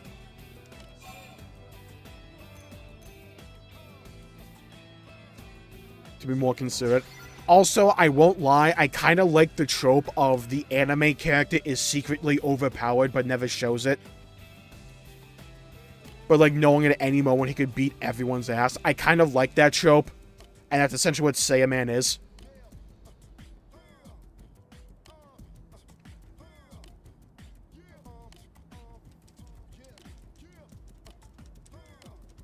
What the hell are they talking about the occult for in this? I haven't been paying attention to the story. Oblivia's Devil Colony. Oh, good. Okay, Mac, let's go. I thought you were going to say some devious stuff. Oh, God.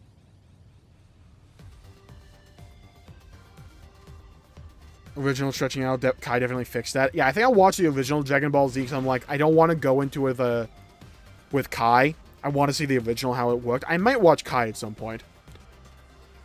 Saiyaman arc was awesome. It was just fun. I loved that bit. Like, normally when I want like a really in-depth and cool story, I go to a video game for that. A lot of the times for anime, I just go for more lighthearted elements. And that's what Saiyaman arc was. It was just dumb fun.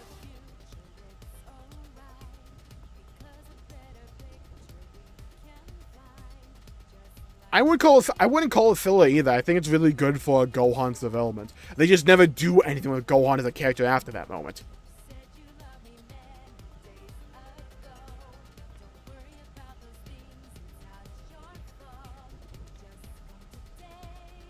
A blank face. Yeah, the Xenoblade X Pro Tag is just character creator. Nothing special. Elma is like more the story focused.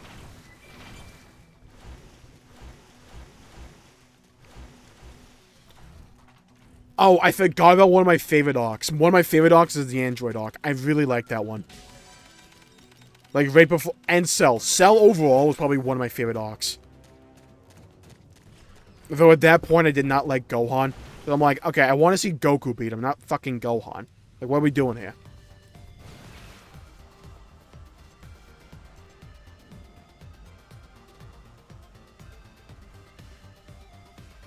You kind of threw that way. Honestly, Jordan, I get that.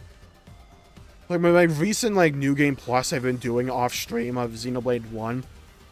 Honestly, the Xenoblade 1 quests, while they're just filler, are kind of chill. And that is kind of an element that I do miss, where I can just, like, turn my brain off, still interact with the world and the characters. And just play the game. And just relax and vibe to the immersion. But yeah, the quest system in Xenoblade 1 is more similar to X than it is to 2 and 3. There's also some stock differences with the ways X does quest systems. But some of them do fall more in line with the archetype of 1. There's a lot of world building that goes on here, though. Hello, hello, hello. Potato Farmer, welcome to the stream. Having a good day. It was a pleasure seeing you around. They just took forever to flesh out Gohan. Yeah, I didn't like Kid Gohan. I liked Adult Gohan. Like, when Gohan grew up, I liked him. When he was a fucking kid, I couldn't stand him. Vegeta wearing a pink shirt. I liked Vegeta as a character. Here's my problem with Vegeta and characters like Vegeta. Like, he's my one main problem with them. They never win any fight. And it pisses me off to no end. Like, the second they join the main party, or the main character, they just get nerfed into oblivion. It's like, like, the odd throwaway win he gets. Compared to, like, the monstrous number of L's he takes on a consistent basis. Getting licenses was hilarious. I loved that bit. Them getting licenses is just like, how do we drive this thing? Why can't I use instant transmission? What are we doing here? Love that bit. I also have the McDonald's hairline. I used to, but then my hair just kept falling out. Sag. Vegeta is my fave. In terms of voice acting overall vibe, Vegeta is probably one of my favorites as well. Also Piccolo. I love Piccolo. Piccolo's just cool. How the flying hell do I get in here? Peaked at his teens, sadly. Yeah, I agree. In his teens is prime Gohan, in my opinion. I haven't seen his newer transformation.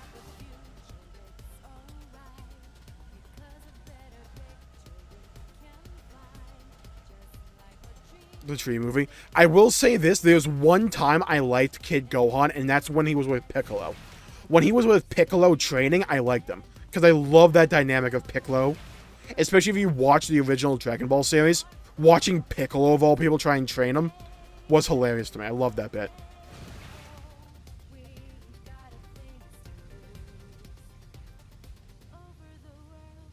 Go bald and free will. Yeah, I just shave my head at this point. I'm like, I can't be asked with it.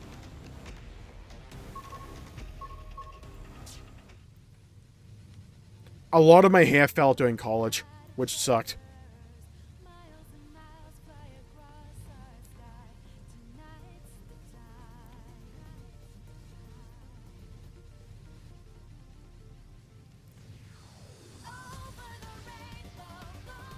God, I love the flying theme in this game so much. It's stupidly good. Like, why is it so good? Why is every song in this game so good? They always went together. Yeah, and funnily enough, it was a good dynamic. I really liked that. It was just whenever the story focused on Gohan himself, I stopped caring about him. But when he was paired up with Piccolo, I liked him.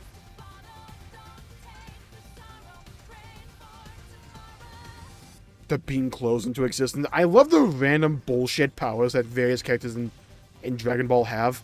Like Piccolo being able to create clothes like that. I love it. Just like when Dragon Ball is at its best, in my opinion, is when it's just being completely wacky. Found the cave. Oh my god. Here it is. I was looking for this thing.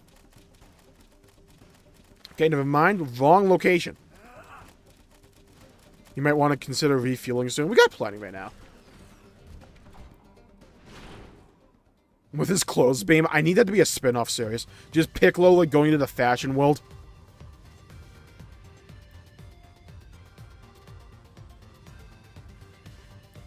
Him becoming, like, a high-end designer as well.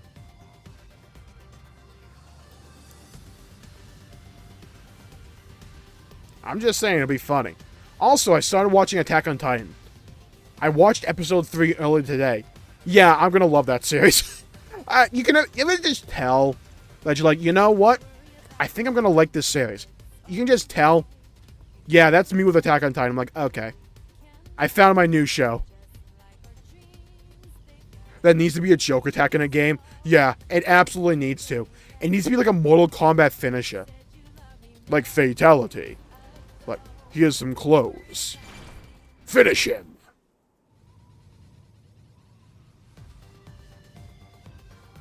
Got a buff orange Piccolo form. Oh, cool. I need to see the new movie. I haven't seen it yet. How the hell do we get in here? It's like a rock wall with no entrance. Oh, and there's a slit here. Perhaps? No. For once was awesome. Yeah, I've heard about that. Glad you like it. Yeah, I'm only on episode 3. I know of quite a few spoilers that are ahead, but it's still fun. Episode 3 was wildly different from episode 1 and 2, though. Xenoblade 3, Devil's Colony. I'm still saying this sounds like a location from Xenoblade 3. Why I say Xenoblade 3? Son of a... I need Xenoblade X. Oh, thank God. Thank God Google fixed it for me. Cave southwest of the Twin Arches, directly south of FN Site 302. What's 302? Oh, it's directly south.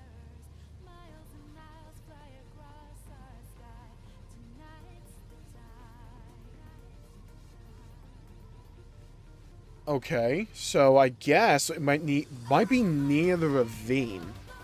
And we have to, like, walk all the way back. Okay. Hello, hello, hello, Neon. Welcome to the stream. Having a good day. Always a pleasure seeing you around. Long hair animal. God, I love this song.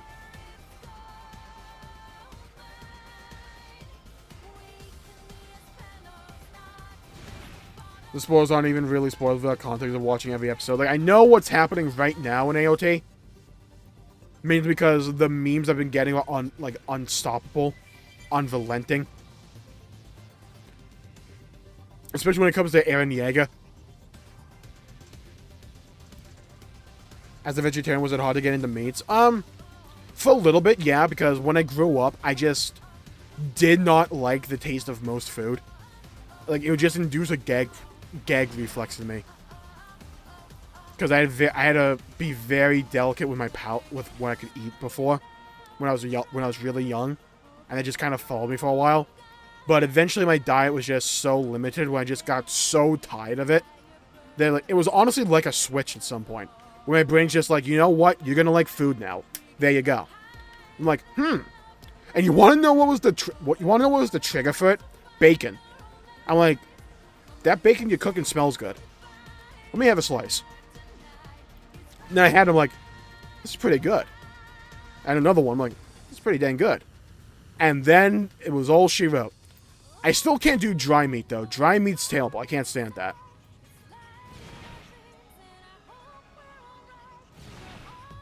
If you hold R and X... Wait, what?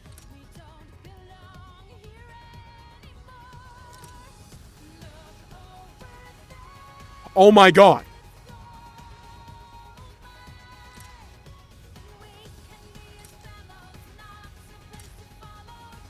Oh my god. Okay.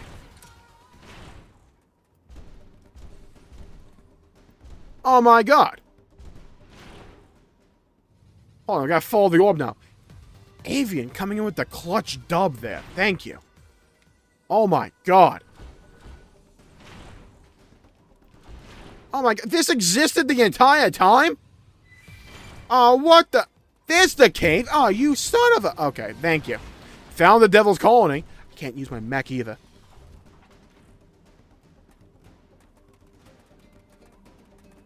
On Steam Deck, nice.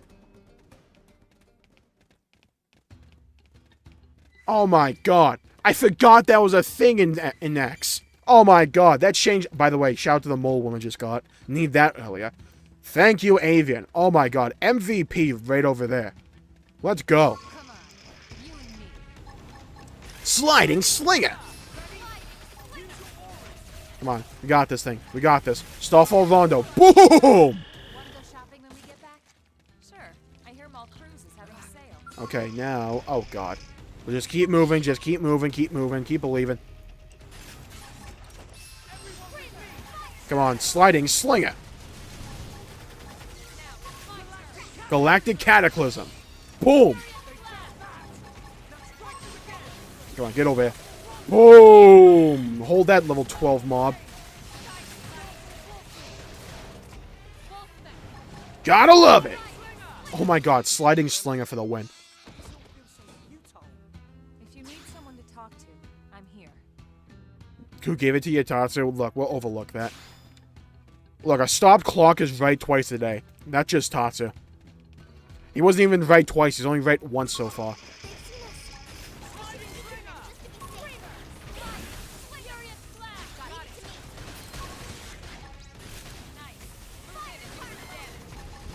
Let's go. Starfall Blossom.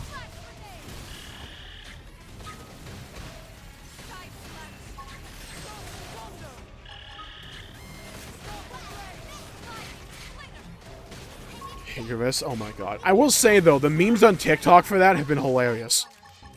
Like the common format has just been, I think from the latest trailer for the latest season, it was like, I think it was in Japanese, but it was like, and his name is Eren Yeager. And just like Sawano music blaring, just people like immediately like levitating up to do the salute. I find it funny. I've heard he does some horrible things. Can't wait to watch him do it, but...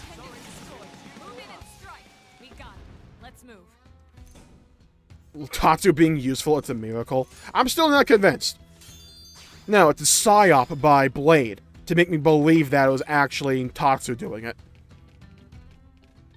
The game looks amazing. God, I love RPGs. Oh yeah, X is so much fun. It has its faults, absolutely. But it's one of those games, in my opinion, where the strengths of it are so strong that I don't care about the faults. Or at least I can overlook them. Congrats, Infant. Congrats. War crimes. Yeah. I feel like that's just what Attack on Titan is, though. It's like War Crime Simulator. Here. It's essentially what it is. Like, from what I know.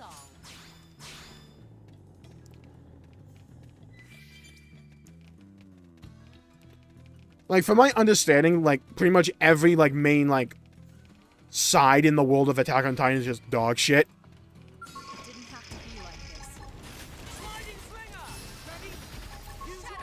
Like, I'm pretty sure at least most of the internet's just mainly meme when it comes to the whole, like, standing Jaeger thing. Standing Eren. I will say, right now, though, I'm really liking this character.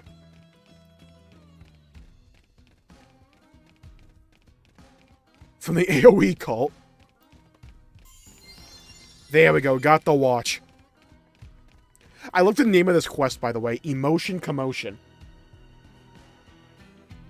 Back to the commercial district. Let's go here. Melville Street.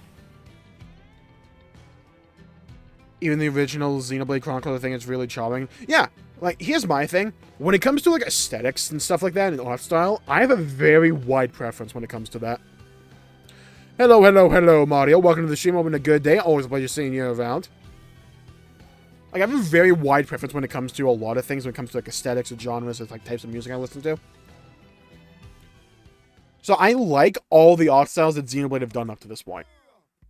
I think they all have a purpose. And, like, when Xenoblade 2, right? Like, yeah, it's very colorful and contrasty and, you know, very much leans into the whole anime bullshit aesthetic.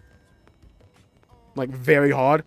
But even then, it has its charms, in my opinion. Because I like having all that color sometimes. It's a nice change of pace. I can never really truly get into AOT. It's not going to be for everybody. There's nothing wrong with that either.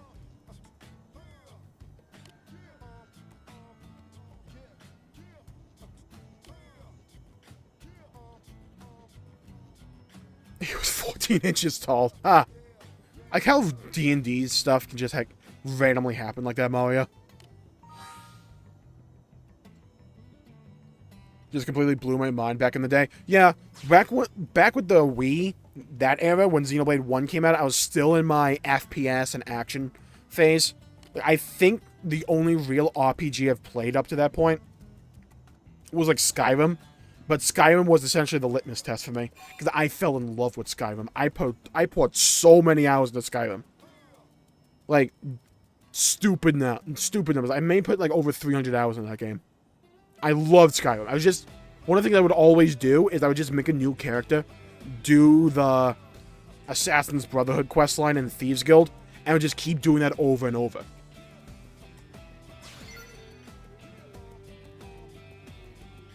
I can't get into the act music. It's so polarizing. Once it's polished, it'll be very good. Yeah, not everybody's going to like it. There's a lot of different styles. It's also very different from the rest of the series overall. Think you can take me?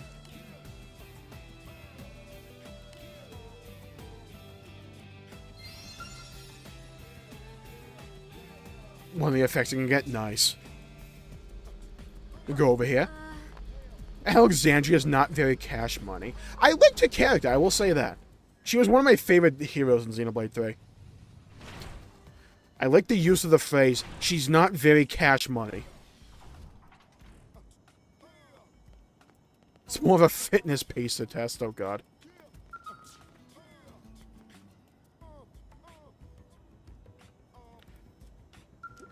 God, I'm just so glad we moved out of that meme era. Though I will say, the Attack on Titan memes I've seen so far, S tier. Love them.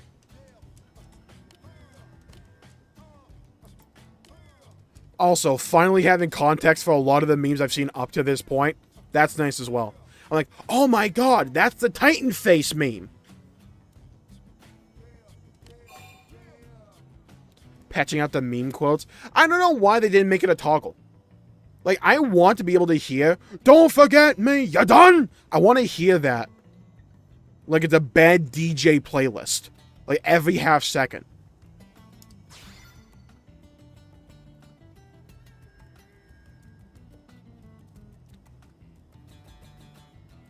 With the training drills, oh god, yeah. The grind for drops in Xenoblade X can be quite cruel at points.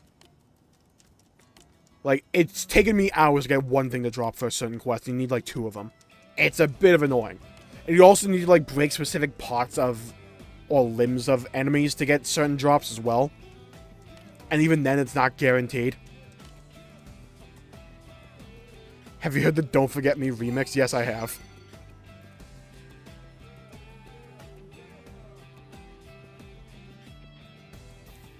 Nonsensical imitation of English. I love the X music so much.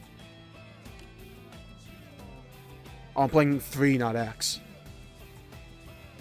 Yeah, even then, the funny thing about the grind for drops is like going for one of the gems, like a rank 10 gem, and I needed the common variety of a particular ingredient. I got the 30 for both the rare and the legendary before I got the 30 for the regular. I don't know why. Like, the game hates me for some reason. Like, it just does at points. Okay, we're going to Silverloom and Oblivia. Oh, I know where the Arc serves are. Let's do the Arc serves right now. I think I know that monster.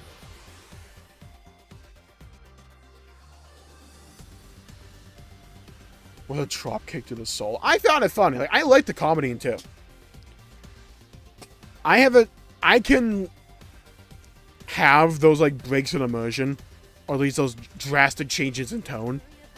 Like, I'm fine with that kind of stuff. Not a lot of people can do it, but I can. German Xenoblade Chronicles X lyrics. Oh, God. I don't speak German, but I will say I used to play Genshin. Let's just say the German in that game is... I will say one of my favorite pastimes was watching German people react to how German was pronounced in Genshin. That was a fun time for me. I enjoyed that very much. There we go. We gotta beat these things. I hope they bring it back. It is cool. It can be a little annoying for drops, but I do like it because it gives you, like, mechanics to utilize for each of the fights. Especially when it comes to bosses. Like, being able to limit, like, certain aspects that they can do is very nice. I like having that priority system. Freeze comedy was my favorite. Yeah, I feel like they struck a good balance overall with 3 when it comes to the comedy.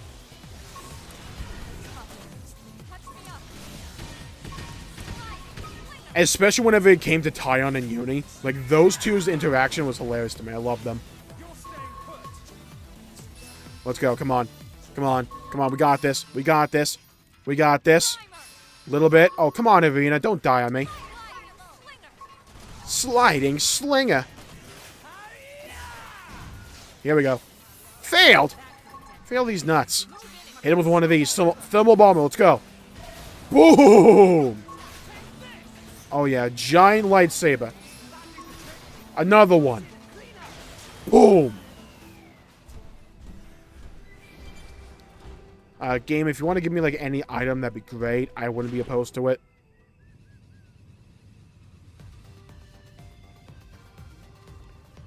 Because of Uni. Look, I watched British YouTubers growing up, so I learned Kappa. I learned that word very early. British simulator thanks to Uni. I like the idea that we just call Xenoblade 3 just a British simulator. I appreciate her use of slang. Yeah, me too. Uni custom like a sailor. I love how they would just have like these made-up swear words for Xenoblade 3, but then just randomly they would bust out an actual swear. It always hit hard for me. I love that.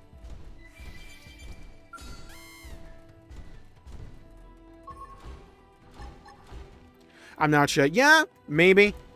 Like, there's multiple ways I think they could have done it. I don't mind the way they did go up. They did end up for it because it's only really a problem if you do endgame. Because getting like the regular ranks for it, it's pretty fine. Like, just collect everything you normally encounter, you'll probably get it. But I do really like the fact that the X, not the X, but the 3 gem system is essentially you unlock it once and you unlock it for every character. I love that bit.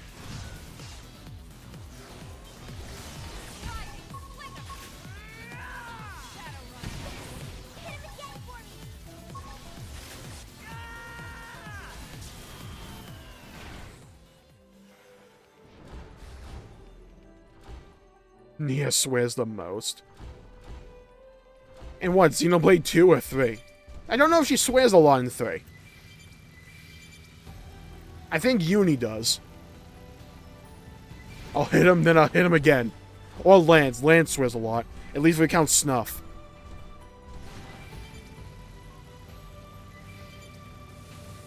I feel like I'm missing something when it comes to the Dark Souls.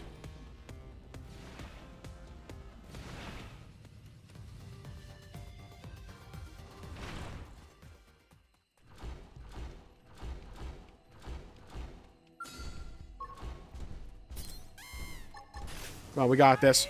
Hit him. There we go. There we go.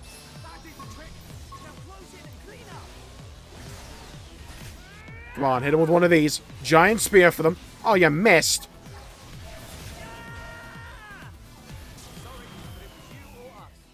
I could have taken them on alone. 3 levels. I was a major collector. Yeah. That can happen.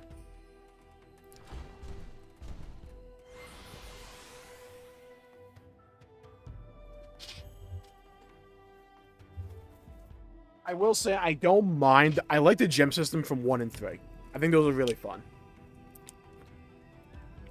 I still think overall 1 is my favorite customization in the series. At least Definitive Edition. It's so much fun. Just like customizing each character to what wildly different builds. You can use a treasure sensor augment to make farming easier. I'll have to look into that. I probably do. Never really looked into that. I think these are the things I need to fight. The Oxivs, at least. Let's go to overdrive, then. There we go. Another one. Oh, here we go. Dark Edge engage. Let's go. It's time. Start your engines! Come on. Let's go. Giant Spear. There you go. Another one. Beam Blade. You thought the doctors were your ally. Come on, give me what I need. Give me what I need. You didn't give me what I need. I need elemental clusters, game. Good old Xenoblade X's spawn rates. They are definitely a thing. Who the hell is fighting me? Level 16. You better make a mistake. So, Echo Germivore. What have we learned today?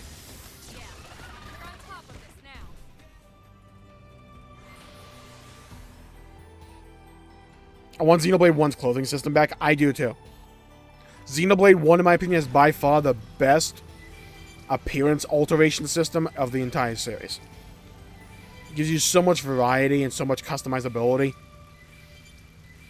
I love it. To operate a boat or ship. They borrowed a lot of, like, at least inspiration from Xenoblade X. The boat was one of them. I love that boat.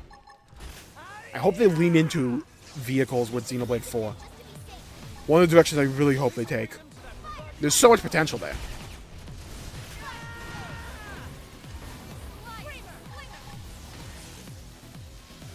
Oh, run with Yum Spears for 3 breaks. That's smart. That's smart, Jordan.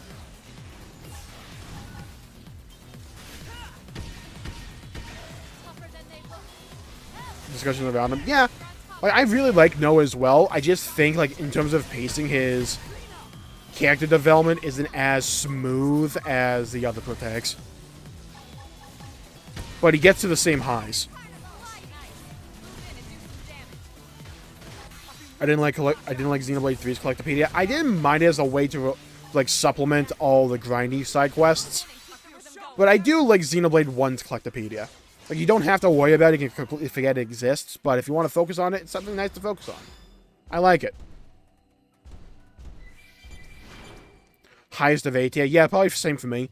And I did Rex and Shulk in S tier for me.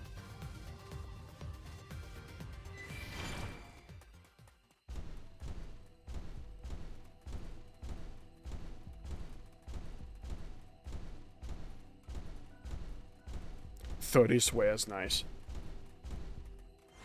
Look, there's a golden rule for me when it comes to making me like a character. Just have them swear a bunch. I'm not joking, I've found this surprisingly works.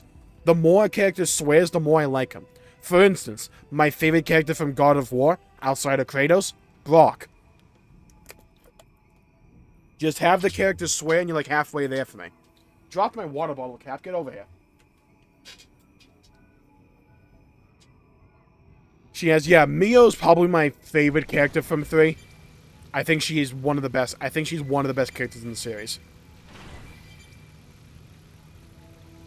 Zeke is Z tier for me. God, 3 has ruined me. Why did I say Z tier? Oh, sweet Jesus. Oh, no. Oh, no. Oh, God. That ain't good. That ain't holy. No. I just performed a sin of the utmost regard. Oh, God. Oh, no. Freaking Xenoblade 3 has ruined me. Oh, God. We need to get back the voice acting core from Xenoblade X. That's what we need. Oh, sweet Jesus. I can't believe I just said that unironically. What has happened to me? What have I become? I've made my mistakes.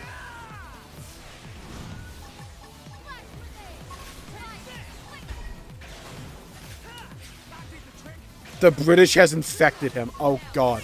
I like how we're treating British like it's a virus or something. Oh, God.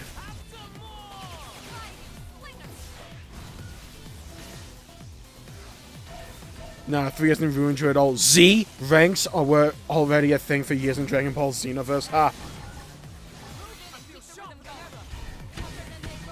They're all amazing, but that's my ranking. Yeah, I feel like Senna has become has gone up my ranking. But, like, her story quest was just not focused on it. I think it was a major detriment. But then I did Sagiri quest line, which really should have been Senna's. With the amount of development she got in it. Here we go. Here we go. Boom! 10k on him.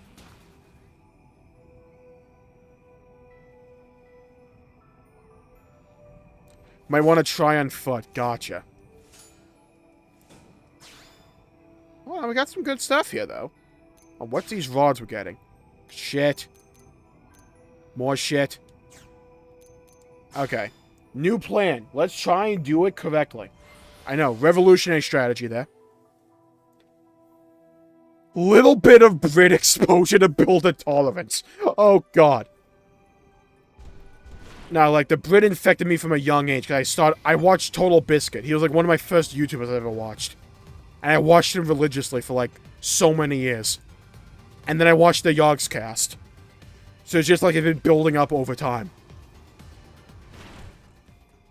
You know how, like, there's a meme in, like, a lot of crime dramas where people, like, develop a resistance to chloroform by taking, like, small amounts of it over years? That's like me with British. Get over here. Where you going, Wisconsin? Get the hell over here. Dude's got somewhere to be. Get the fuck over here. Freaking Squidward. Get over here. Where you going? The sea? Where you gonna go for a nice look over the ocean? Get over here. Nice, same here. Nice. Get over here. Where you going? Sliding slinger. There we go. At least we hit him. Okay, there we go. Ooh, early bird. Catches the worm. Nova Librium, let's go. Come on, let's heal up Irina. There we go. Can you get down to earth so I can hit you with my sword? Why are you flying up there? Get the hell down here. Sliding slinger.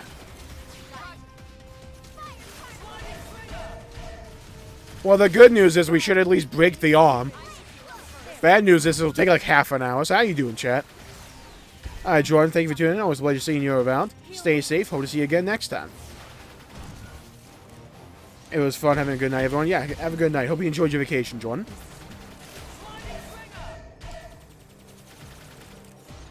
In Xenoblade 2, I guess. Oh, God.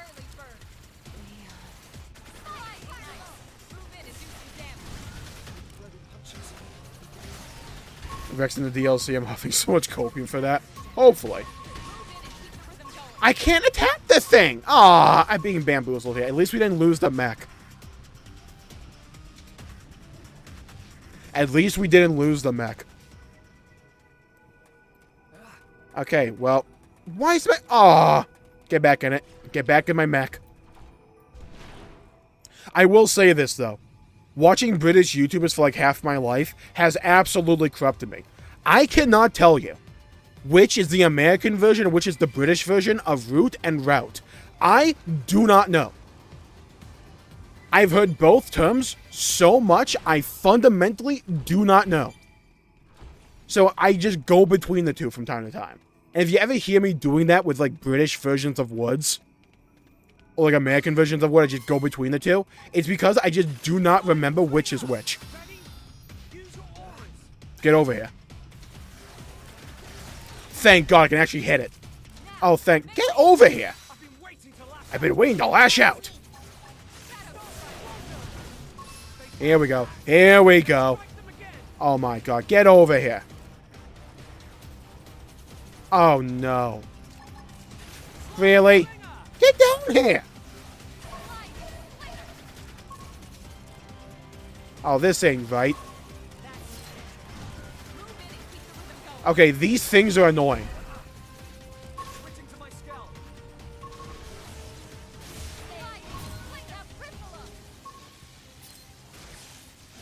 You know what?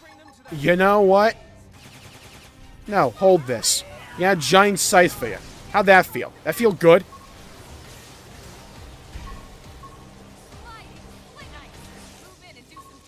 You get over here. You know what? No. Screw you. You want some of this? Hold this. Spear tackle. American brain. Oh, God. I think we gotta break both. Monado armor? Oh, God.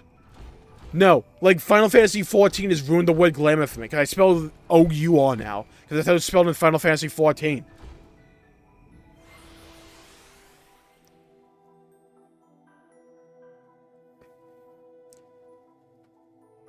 I don't know about that. Yeah, I don't know about it either, but I will say the hair's a bit like,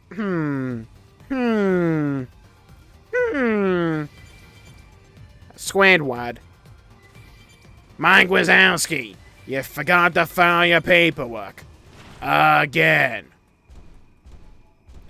Okay, if I can just fight the Oxerves up here, we'll be fine.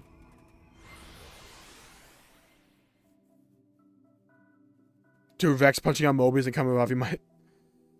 Yeah. Potato. That's my ideal as well. I need to see that scene of Rex just punching a Mobius. As a callback to Mio's punching. I need that. I need it. And the DLC will unironically be a 0 out of 10 for me if I don't get that scene.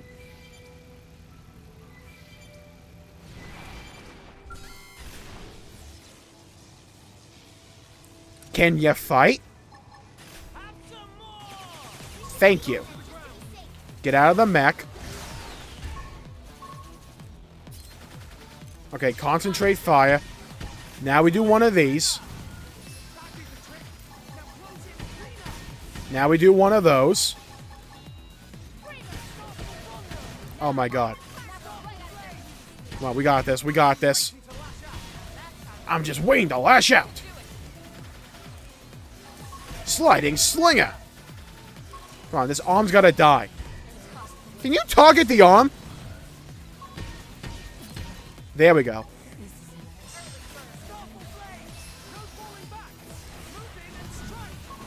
Okay, did we break the arm? I think we did. Oh no, I'm dead. Lynn, you better heal me. Lynn, get over here. Lynn, I swear to God, get over here. Lynn, Lynn, Lynn, Lynn, Lynn, hello? One help?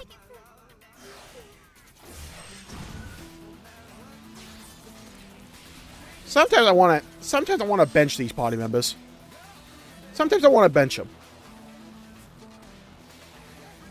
A WWE tag team move on Elvis. I need to see that here. I need it.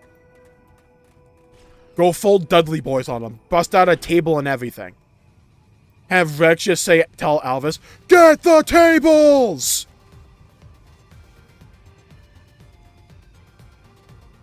Exactly. Huh. They need to go full Dudley Boys. Bust out of tables. What's up? Do one of those moves as well. Okay, let's try not to die. Lynn, so the idea, right, is they're 10 levels below us. We shouldn't die. Maybe if you heal me or resurrect me so I don't die a horrible, agonizing freaking death, then we can do it. See, there you go. One arm's already down. Okay, we're making a little bit of progress here. Okay. Irina, you're my healer. How about you don't freaking screw with me? How about you don't die immediately? Starfall Blade, let's go. There we go. Another arm down. There we go. That's what we like to see. Okay, I can deal with that. Get up here. Okay, Starfall Rondo. There we go. Okay. Heal Irina. There we go. Okay, now we're cooking. Now we're cooking. See what we're doing right here? Right here, this is what we call cooking. Put a little bit of spice on them. Get over here. Get down here, you freaking jabroni. Oh my god. It flew up in the air. Give me my mech. There we go. Okay, we can salvage this. We can salvage this. Thermal bomber, let's go. Use the bomber, please? I'm really glad we reset all of our cooldowns after I hadn't attacked anything. Love that. Because this game is bamboozling me on such a consistent basis.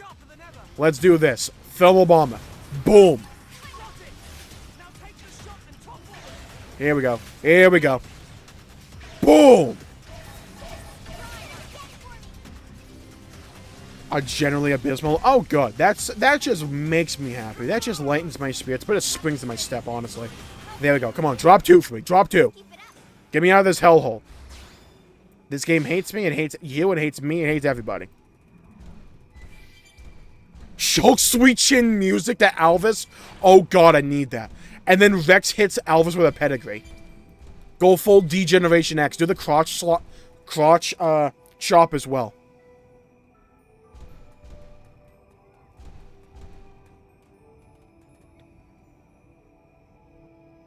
One of the no pawns can be the referee.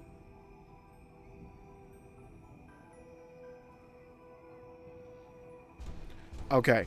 Well, this quest kind of sucks. So, I got an idea. How much money do I have? Hold on. Let's see. Over 500k. We're doing well. We're doing well. Let's go to the Blade Barracks. I think we have a side quest we have to do. An affinity quest for the main story. I think we got something we have to do for that. Let's check.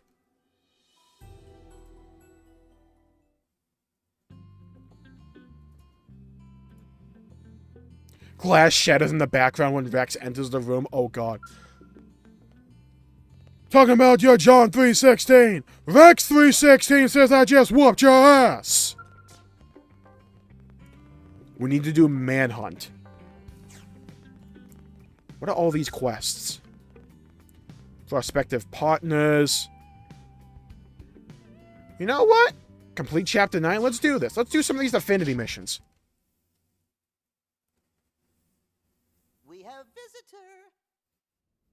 Well, it isn't every day the Director General stops by for Rex choke slams Alvis and Shulk tombstone him.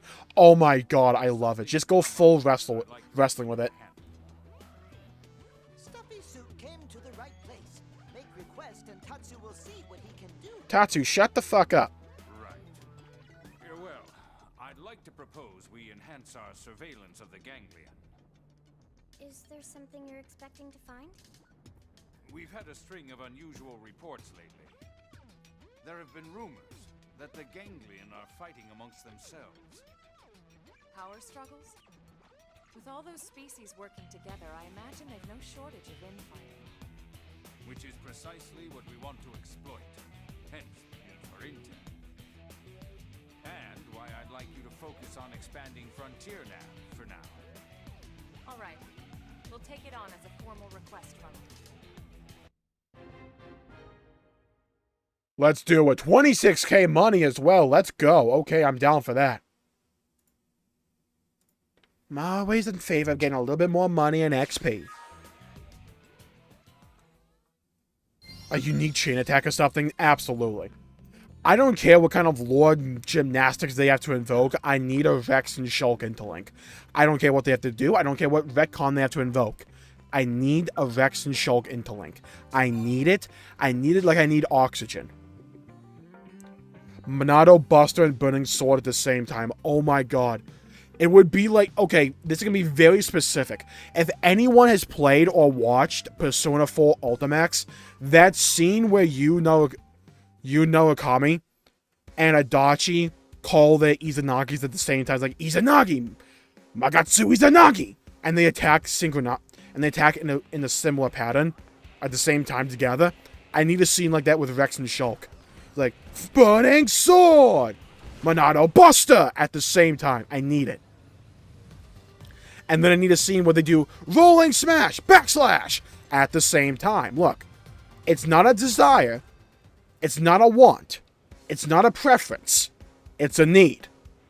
very specifically, it's a need. Yeah, and exactly, Kuro. And then they hit both those moves, and then Rex just grabs a microphone that comes out of nowhere and goes, "Now give me a hell yeah!" What? 1 love sauce? What? 2 love sauce? What? A shot of whiskey? What? A bottle of vodka? What? Another beer? What? And more whiskey! Fascinating. Wow. Find Robots. something useful? All intelligence is useful, Colonel. Area to a wrestling ring? I Find need the that. best lens to view it through. Wow, that's deep, sir. If I'm not mistaken, you fought against a Rothian squadron before, yes? What do you mean a Rothian squadron? We fought him against multiple. Tatsu hear that name someplace before.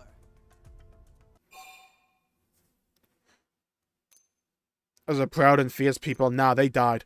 Fuck them. Recall that those were the lion-esque people, yes. Warriors through and They took through. me 3 streams to beat, fuck Don't them. want for enemies. Not ringing any bells. Come on, we fought them in Sylvalum, remember?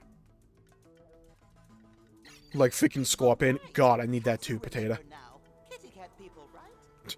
I don't think they're called kitty cat people, Tatsu. Frontier nav records for evidence of ganglion infighting. Looks like Ion. Oh my god, Deepest, I need that. Against one race or another. I need it. This is more than just a few simple disagreements. We believe they've broken ties with the ganglion entirely, and on less than amicable terms.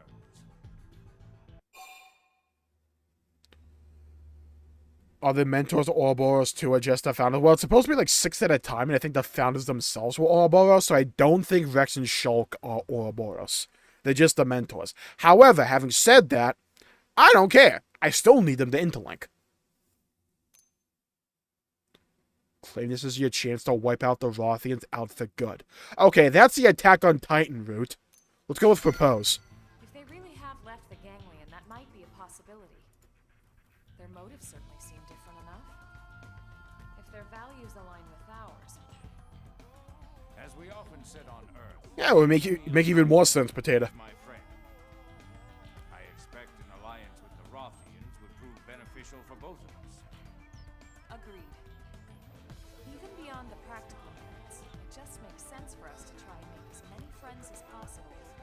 Oh, wow, friendship, Parkers. Brings me to your next mission. I need you to travel to the site of the latest clash and gather data. Yes, sir.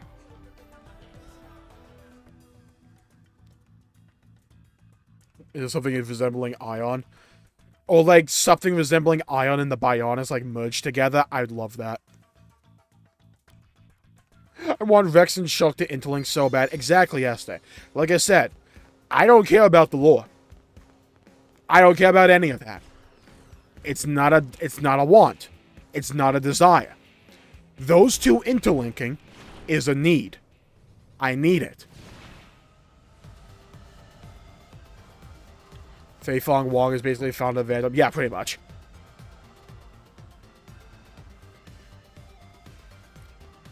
Yeah, we won't know the fate of Rex and Shulk and the crew until we get to the DLC. I think they died, and we just have to wait till after Xenoblade 3 for them to come back. I think they'll die at some point in the DLC and just be put on ice, essentially.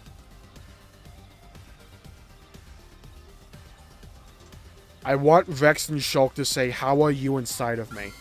Alright, that's a little bit down bad. Just a little bit. I'll give you the benefit of the doubt, though. I won't bonk you. This time. About Klaus with Shock. Yeah, we need that scene, especially. I just need a scene. Hell, have it be like a separate toggleable cutscene, just because of how long it is. I need them both to recap their games to each other. I just need to see each other react to it. Make it like a YouTube reaction video. Like, hey YouTube, it's me, Rex, reacting to the events of Xenoblade Chronicles 1 today. Like, I need that.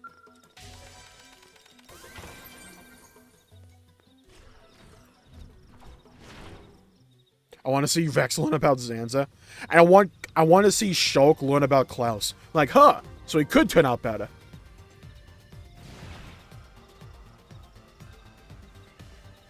I definitely don't need it.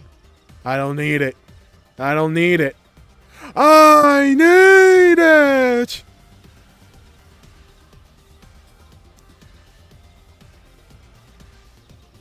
I would love that. Just do what South Park did, where they made like a TikTok for Tolkien and fuck's his name, Kyle. Because they talked about TikTok on the show. Just make a YouTube channel where I don't know why, don't know how you would explain this, but it's like Rex Reacts. Look, I'm just saying it is inevitable that at some point video game companies will start to make VTubers out of their characters. It is fucking inevitable. It will happen at some point. And I'm just saying, if any series is going to do it, it's going to be either Persona, Fire Emblem, or Xenoblade. It's going to be one of those 3 series. Final Fantasy as well. It's going to be one of those 4 series. We know it. We may not want it. But it's going to happen regardless. I'm just saying, be ready for when it happens. I am shocked we haven't gotten it already. You know what? I'm more shocked at the fact we had a Frosted Flakes Tony the Tiger VTuber before we got a video game VTuber. I'm shocked by that, baffled, and possibly Smeckledorfed. What if Rex mistakes Shulk for Klaus? I could totally see that. Hello, hello, hello, Z1. Welcome to the show. Having a good day. I was pleasure seeing you around.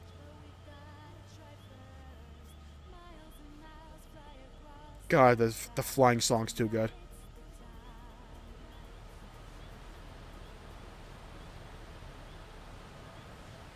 Oh my god, level 54. Alright, what is this? There's an item here? For me?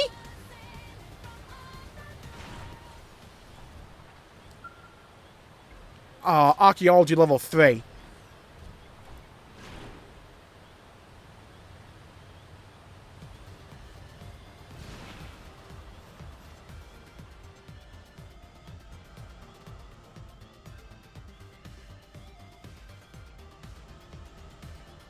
Honestly, Infern, they could go far deeper into that if they want to. Like, a subplot or at least a major plot line of Xenoblade 4 could be, are we even the same characters anymore? Because this is how Origin worked, everybody. Origin had to reassemble the 2 universes using light. So it's like that teleportation philosophical question. They were broken down to literally light components and put back together again. That's right. Are they the same person? It seems mostly undamaged. No pilot in sight. It's unclear if they abandoned the Skell or were... So much like Splinter Wolf. I need to hear Splinter Wolf. I can see it, though. Ionios is essentially the Xenoblade Matrix. Honestly, I like that. We'll do what we can. Honestly, I love that comparison. Ready for a little manual labor? Themselves and not someone else. Yeah, Divas, I can see them doing that. I think we're going to get a lot of... I think the thematic overall direction for Xenoblade 4 onwards will be very different from what we've had before. About like unity and what does it mean to be a person. I can see that. Arby's, we have the beats. Kevin's battle theme plays. Hello, hello, hello, unknown. Welcome to the show. Having a good day. Always a pleasure seeing you around.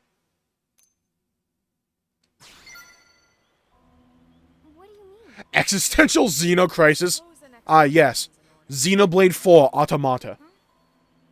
About what? This game's more mysterious than Kingdom Hearts. You're not wrong, Infern. You're not wrong. Right. Like, I think Kingdom Hearts, like... I think we know more about Kingdom Hearts lore than we do about all the possibilities of Xenoblade 3. And the repercussions.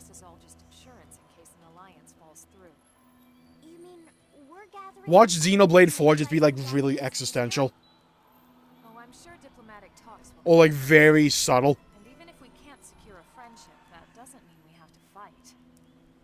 But it's always good to prepare for the... What is a man but a miserable little pile of secrets? You're the man responsible for the safety of all of New LA. Just, like, really philosophical. Like, even more so than it already was. As do I, Lynn. For now, let's get back to work. Thanks to Elvis, yeah.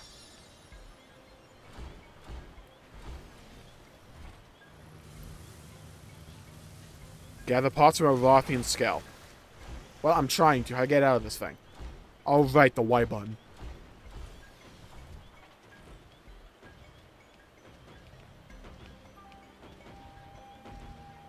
The real crisis was how many world designer artists lost their jobs when they created Alvis the AI. Oh, God.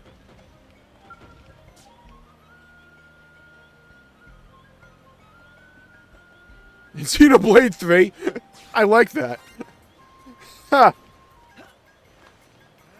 Look, I'm just saying, of all the other Xenoblade games outside of, like, maybe X, we get so many still, like, lingering questions. There's so many question marks that we just didn't have with Xenoblade 1 and 2. It's the main reason I'm like, okay, we're getting a Xenoblade 4. Like, absolutely, we're getting a Xenoblade 4. Like, that's the main reason. I'm like, you wouldn't do this otherwise. Like, this is not your MMO. This is not your MO. What am I fighting for? Look, I'm just saying they need to add karaoke. Like, Yakuza has karaoke, Xenoblade needs karaoke. I'm just saying, have the characters, like, sing various, like, Xenoblade songs. Make a rhythm game out of it.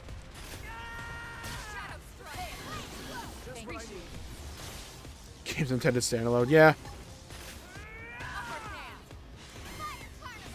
So just as many unanswered questions. Yo, when's the Toy Story world coming in Xenoblade?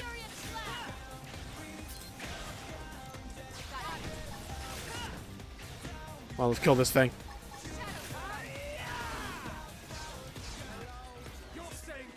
Let's go. We got this. We got this. Time those button presses. I need better than good. I need perfect. There we go. Another one. Oh, come on. Come on, we got this. We got this. It's not even half health yet. Stop interrupting me. Come on, spear. Hold that. Okay, now, thermal buckle, let's go. Break its head, beautiful. Now we do one of these. Bind it. Beautiful. Woo! Woo! Perfect. Come on, we got this, we got this, we got this. Wait a minute. Oh, come on. Another one. Easy for me. Easy. Easy. Yeah, if my party could do damage, that'd be great. Ow! What the fuck? Get up!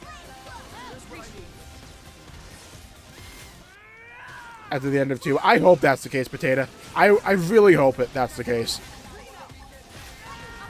That'd be so touching. Also feels like something Rex would do.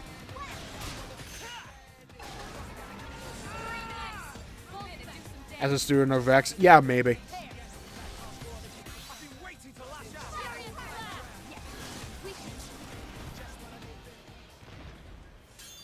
Ooh, got a javelin. Intergalactic? Hold on, wait a minute. Oh, we got a little something today. Hold on. Wait a minute. Okay. I'm not mad at that. Hold on. Wait a minute. Let him cook. Hold on. Skull gear. Yes, Aegis. Okay, hold on. What'd I get? I don't need that.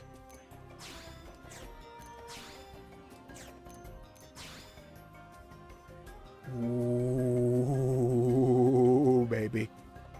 Oh, yes. Oh, he's cooking.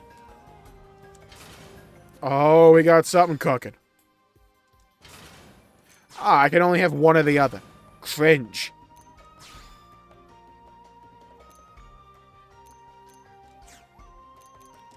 Pile of bunker. Anything good here? Dog shit.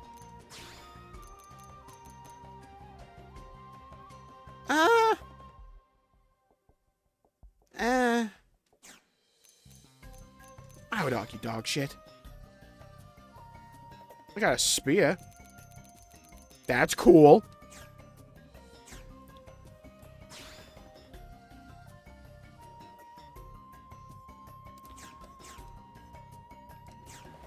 Okay, now hopefully this does some nice damage. Okay, there's a skull over here that I need.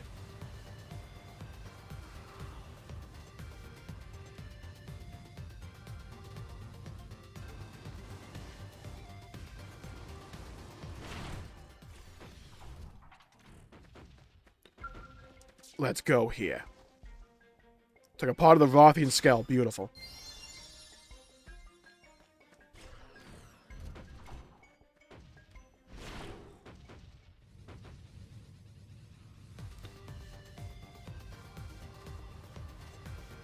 I love this theme. I love it too, Z1. It's so good. All the music in X is a bop for me. I love it. Atreus! There are consequences to joining Mobius! Oh, God. I need to know what Kratos and Freya's interlink would be. I need that. Never realized I needed it, but now I need it. From him.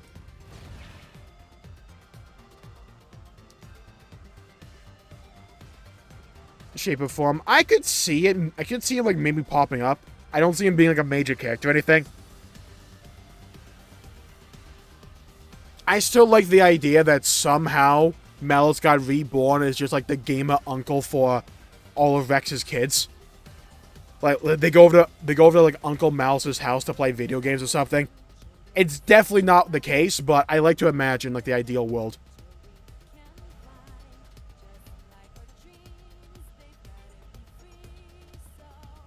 That would free from the flame clock system, which would halt the aging in Ionios.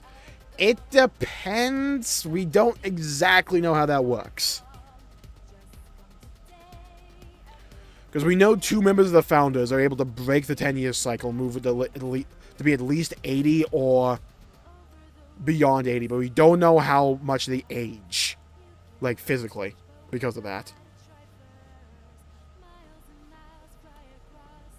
And we know that members of the city do age.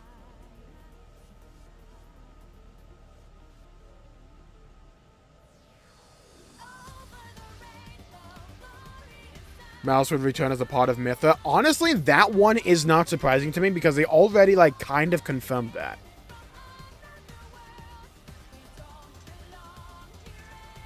Like, let's be completely honest with ourselves. They already kind of confirmed that one.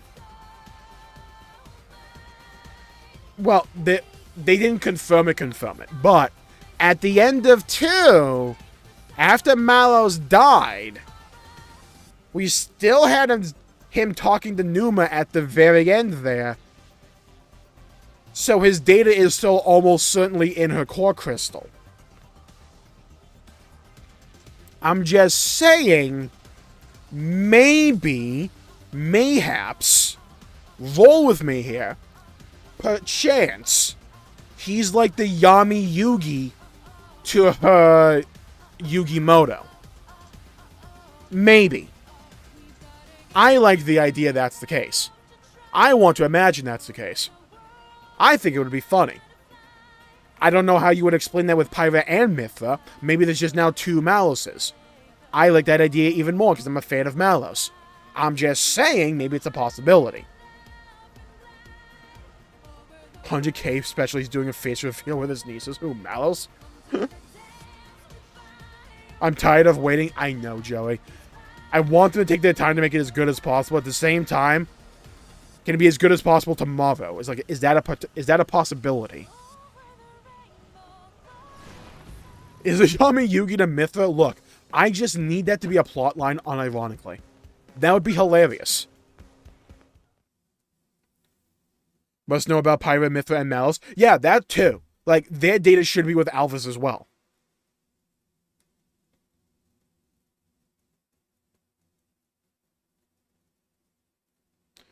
Yeah, like, I agree, Izanami. I think Vandam is most likely Rex's grandkid or great-grandkid. It's like one of the two for me. There is some information to the contrary that could be explained away.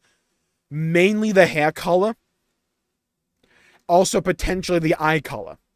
Just being wrong. If he's going to be Noah's kid. If he's Noah's kid, the Noah's kid that we saw in the base game in Chapter 6, the hair color and eye color are wrong from who we've seen as Vandom.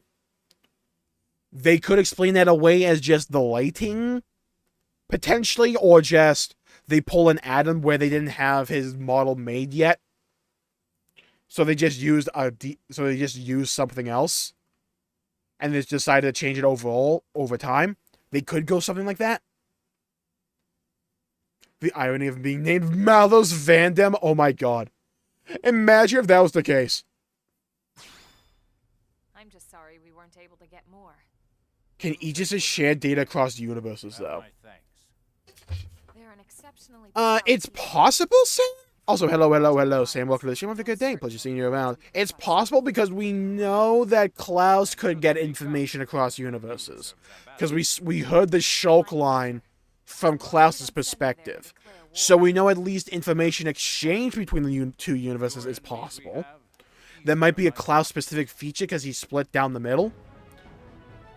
It could also just be the case of Alvis has the data of Numa and Logos already.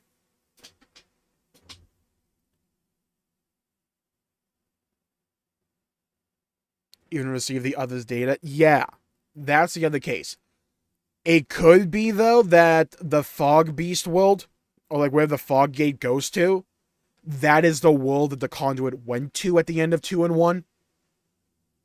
Which would explain why we only see the Fog Beast in Future Connected, and possibly in the 3's DLC, which both take place after Xenoblade 1 and 2. That could be an explanation. Also explain why you would have the Monado and the Alvis wings.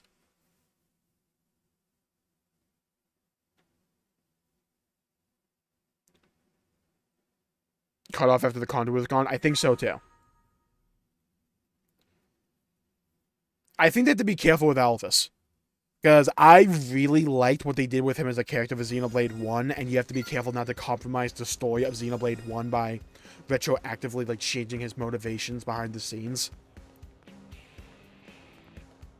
Because I don't believe for a second they had this story planned out from Xenoblade 1. But I give them the benefit of the doubt.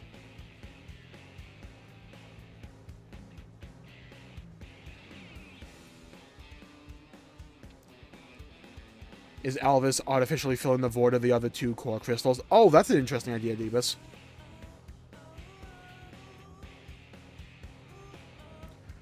Zanza's power came from Alvis mainly with Monado, and if Numa was in Shulk's word, she would be on par with Alvis and the true Monado. So it could be that kind of power as Aegis. This is where the whole Monado Aegis sword thing gets a little bit tricky.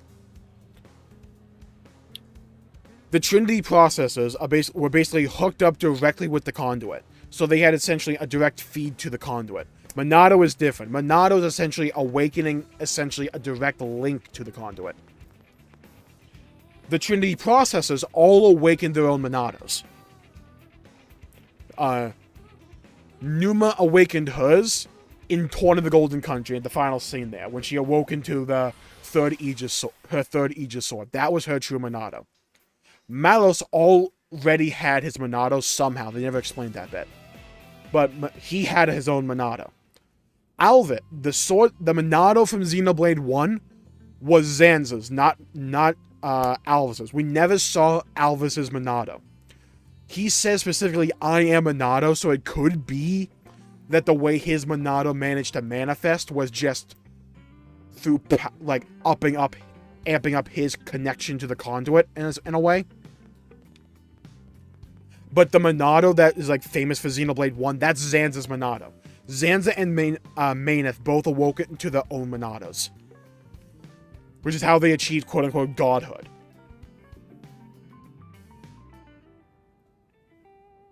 It was made of ether. Yeah. A challenger approaches. Complete chapter 10. Oof. What about this one? Complete level 32. I might do that one. What about this one? 2 peas in a pod? Nope. What about this one?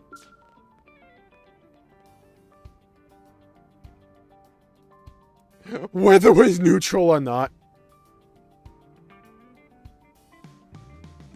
The Zohar is a god sleeping inside it. This is also where we get to the point where I go a little tinfoil hat with Xenoblade. I think originally the conduit was meant to be the replacement for the Zohar, because they couldn't use the name Zohar. I think they may have pivoted the definition. They never explained in a way that made sense to me where Zed came from. Let me put it this way. They said that the collective doubt of two worlds made manifest and turned itself into Z, X, and Y. Okay, cool. However, if that's a mechanic that is unique to the world of Xenoblade, like as an overall worldly mechanic, that begs the question, is the conduit the same thing? There is not much in the terms of like empirical evidence to support this. However, I'm just picking up little scattered pieces like, okay, you could recontextualize this to mean something else. So ponder this. Take for a second the idea that the conduit is the Zohar and just remove that out of the equation. Forget about that. If the mechanic in Xenoblade that is unique to Xenoblade is that if enough people think of something and share one desire, that desire can make itself manifest in some form. Think about the events that led up to Xenoblade 1 and 2 with Klaus and the whole war that was going on. They wanted a savior. They wanted some way out of it. Incoming the conduit. Or at least Klaus's desire was so strong, and that it fed off of everyone else's desire for a way out, that it creates the conduit. That one's a little bit iffy. However, when we get to the end of Xenoblade 1 and 2, this is where things start to line up a little bit. Think about it like this. And again, I'm stretching definitions here. I'm reinterpreting events that I don't think were initially designed to be like this. However, with Zed's inclusion, we can recontextualize some things. Why did the conduit leave? If the conduit is supposed to be this all-powerful, basically godlike implement in the Xenoblade world, why would it run out of juice? Why would it just fuck off somewhere else? Is it possible that what actually happened, or like the recontextualizing the retcon, could be that at the end of Xenoblade 1 and 2, the people no longer desired for a god. They desired for a new world, as Shulk puts it, a world without gods. They no longer needed someone to guide them forward. So the conduit lost its purpose. It lost the faith that people had in it. Or had in this one desire for Elysium or a paradise or for salvation. So without the desire, the conduit fades away.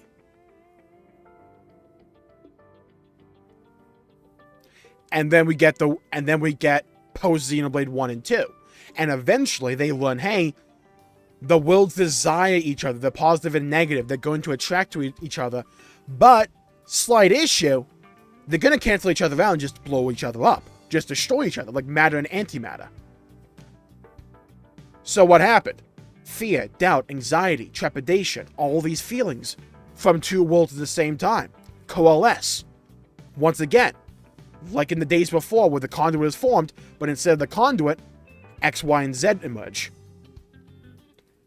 I could see them doing something like that because there's a very specific reason I could see them doing this. Because it is a core mechanic that they can use in the future and iterate on for future Xenoblade games to tell more stories. Because if the Klaus saga is ending, I imagine that also means that the conduit is going to fuck off. That the Aegis and the Trinity core processor and all that story is going to leave and be wrapped up with a bow. They need new worldly mechanics or new unique things about the world that they can tell stories with recontextualizing the events of old and saying, hey, wait a minute, and actually what happened was, it was this collective desire, this collective emotion that all of humanity and all the living beings shared that formed the events of the conduit eventually evaporating and disappearing, and then Mobius happening. That is a mechanic that you can use in the future to tell more stories with. It was zipped to the Xenoblade 1 world to be used by Alvis to rebuild the world per Shulk's wish, and then left with Alvis afterwards. I wouldn't mind that either, Deepest. I think that could be cool. The future should be decided by each and every person in the world. Yes, I agree. Exactly, Esther. And remember, by that time, at the end of Xenoblade 1 and 2, a lot of the common sentiment between all the people started to change. The collective desire thing is starting to sound like One Piece. It's starting to sound like Final Fantasy XIV to me. I'm just saying, I don't know if that's the direction they're going to go, but if it is, I can see the pieces there.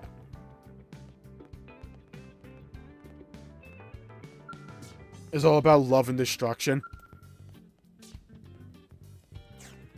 Okay, Nagi's time. So I say we get rid of... I say we bench active members. We bench Irina. To the bench with you.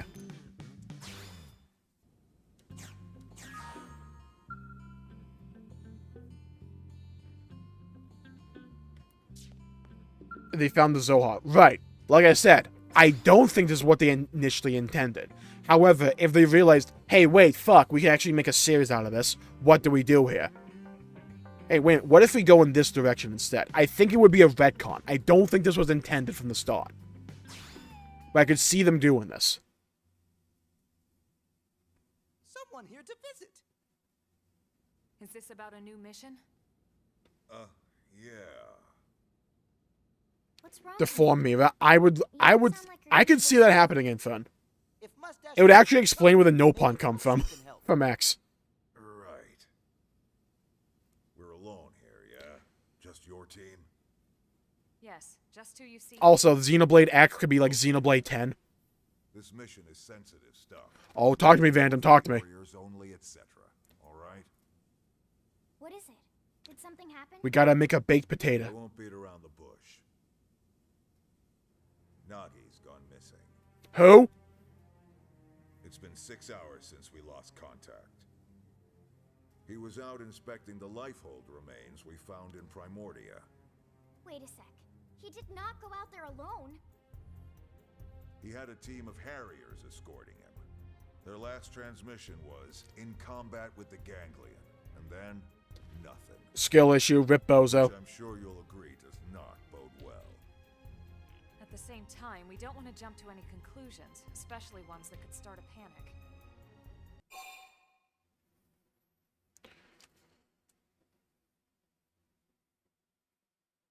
You think Cosmos or Telos could have a chance of reappearing? Maybe. I'm not betting on it. I think Cosmos has the best chance, but I don't see it happening. I don't think they can get the rights for those two again. Yeah, probably.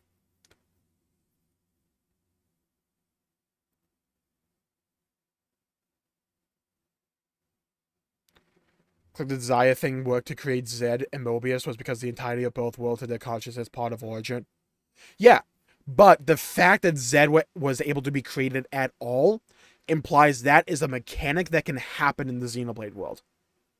That it is a fundamental property of human emotion in the Xenoblade world that can somehow become manifest. And both worlds, essentially, at the end of Xenoblade 1 and 2, both of them wanted a new world. So, explain why the conduit disappeared? Could explain that.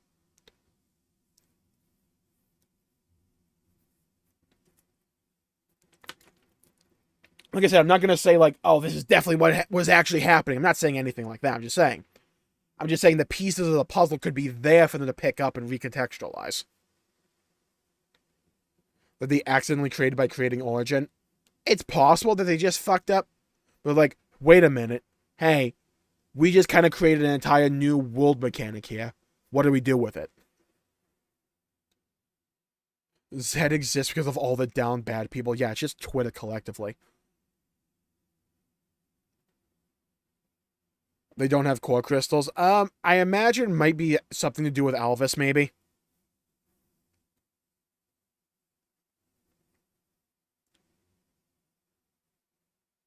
Oh, maybe they form gems or something, maybe. And use, like, the gems that were around everywhere.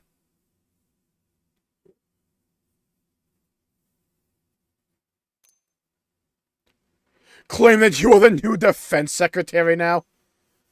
Ask if he thinks Nagi might be dead. Mutiny! We gotta go with it. Tatsu obviously most qualified replacement. Would you two kindly shut the hell up? This is serious. I had to do it. Look, I'll do my best to And we got Lin Affinity with that as well. But we need you to hurry. Oh, right, now I remember who Nagi is. Understood. We'll leave He's right that away. leader guy. 280, let's go. Okay. Job done, let's go. Let's do this. A two-part system where Agnes has the cores and the Kevin side is the one that operates and maintains those cores. Maybe. We know they're like two halves of a whole, and they were made specifically like that, so that when the worlds collided, that they would be essentially right next to each other and just merge into one. So it's possible one had all the cores to store everything, the other one just had like all the mechanisms for that. The Machina probably find some way to store the data. Yeah, maybe.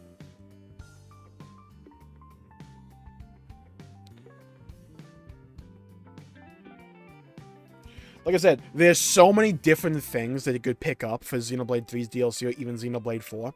Like, this is the thing about Xenoblade 3. There are so many plot threads like this where they don't need to go into them. But if they do, there's so many different directions they can take. But they don't have to. That's one of the reasons that it's so hard to predict where the story's going from here. Is just because there's so many different directions they can take. Because they wrote the story in such a way where it's like, hey, you know this small little detail like how Zed was created to begin with? This could be a series-defining mechanic. Or they could just ignore it and just say it's a one-off. They can go that way. There's so many different directions they can go.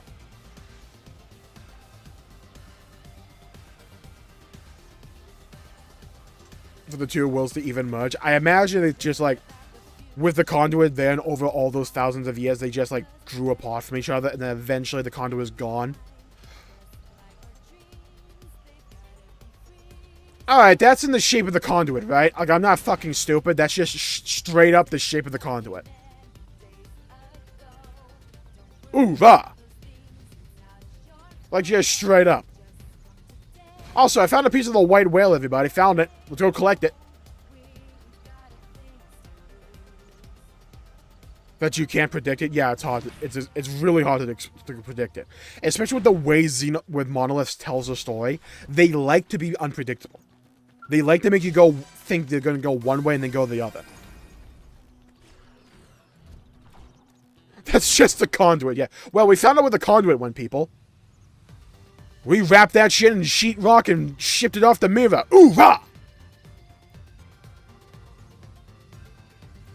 Wrapped it in metal. Put an American flag on it and set it out into deep space. Damn near brings a tear to my eye. We solved where the conduit went. Exactly. Right. His escort team had arrived, and they were engaged with the ganglion here. But Tatsu not see anyone. Why didn't the two worlds merge sooner? I just take it as they're just floating towards each other. Like they're continually moving towards each other. Hey, there it is.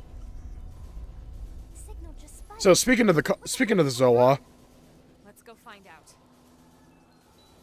call the conduit a gate. Ooh. Hey, look, we got a spacesuit. Shulk and Vex should fight Zed. Look, I agree. However, I would be mildly pissed off to see Zed beat the two. I would be mildly pissed off at that. Like, nah, my Vex would actually annihilate them. My Shulk would hit him with a Monado Buster. Is this all you, sir? wasn't enough to save them. I lost soldiers.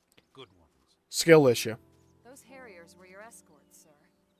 Keeping you alive was their mission. I'm sure they have no regrets. He never would have let this happen. With respect, comparing yourself to those who are no longer with us won't get you anywhere, sir. But Oof. Tatsu is glad Secretary is safe. Team Tatsu should hurry and tell Mustache Man. Tatsu, shut the hell up. I suppose you're right. Do me a favor. Head back to the city and file a report on all this. No. You're not You coming do with it. us, sir? There's something I need to do first. Sir. I need to walk towards the ocean and step It's into nice it. to be reminded we've got All the the while, quality of the position. the song, play me the beat, boy, and play my soul. I wanna get lost in your rock and roll. Just blares out. Oh, look, sand. I hate it. It's coarse. It gets everywhere. I'll hang on to these until you're all revived. Aww. Then, rest well, soldiers. Why does this give me end of Halo 3 vibes? Where's the Arbiter? What did Tatsu do to you? Tatsu existed. That's what he did. I've heard too many food jokes. That's the exact same joke.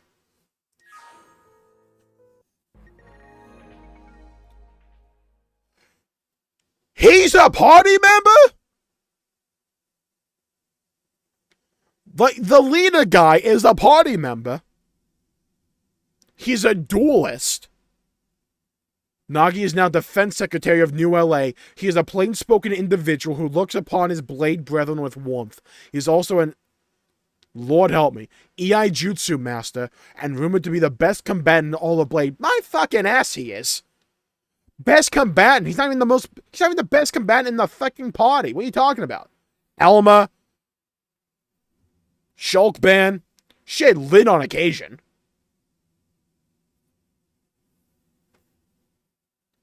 Blossom Dance! Yeah, Blossom Dance! Do you have Adam Howden voicing you? No? Shut the fuck up, Nagi. You're in the bench.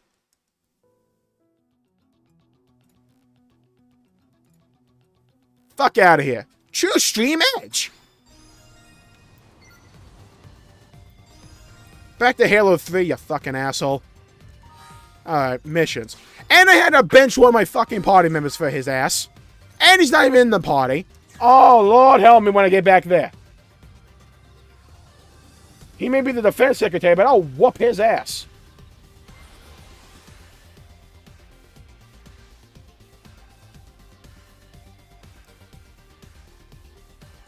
All my days. All my days.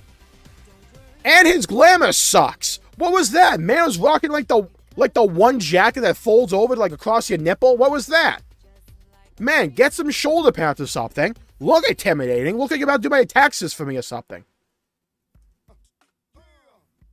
Immediately transition to this theme.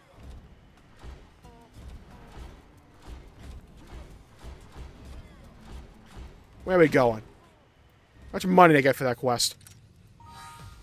Man's the defense secretary and didn't even give me that much. Saved his entire life. Gave him closure with his people that he lost. That he lost, by the way.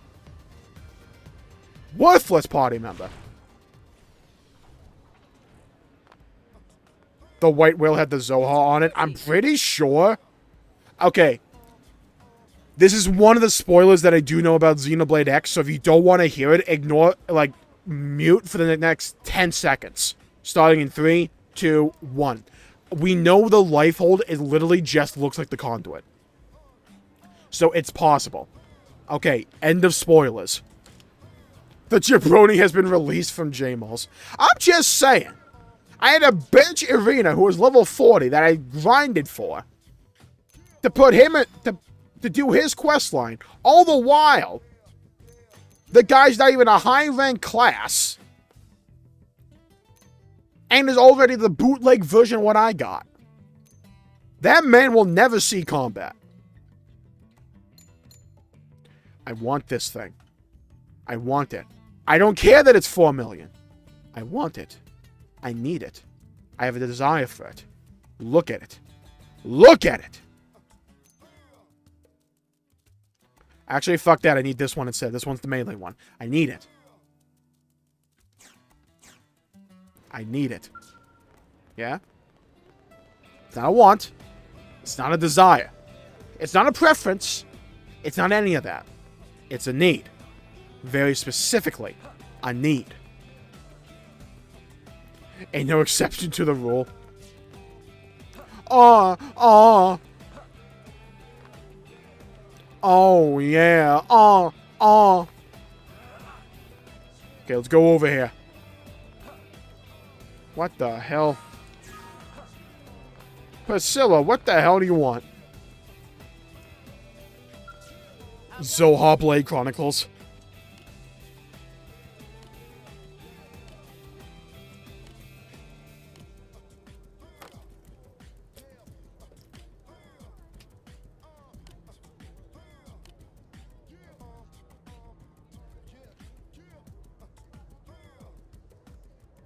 I've already come around to this way of thinking.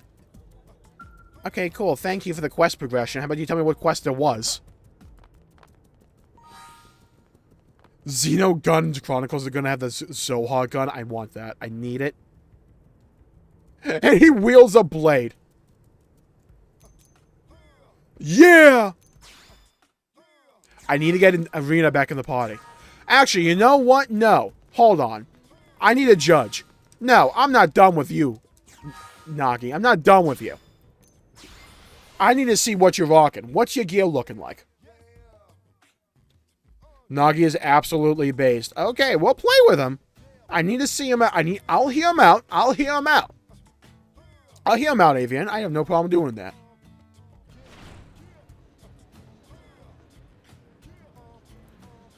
Mod in the works, Pokeblade Chronicles. I've heard about that. Sounds funny. We already have the Xeno gun. It's Cosmos. No, the Xeno gun is Shala. What are you talking about?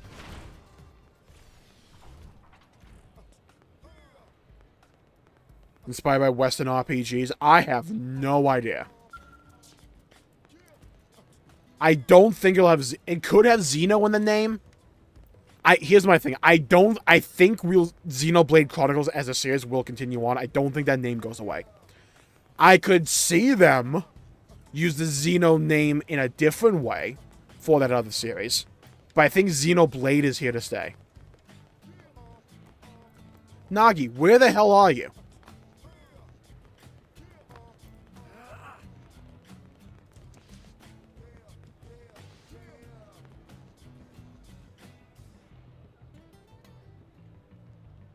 Becomes a usable blade. Oh, that's interesting.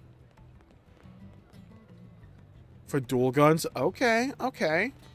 I'll look him up. I'll look him up. Need to try to find where the fuck he is, though. Man, trying to play hide and seek or something. Where is he?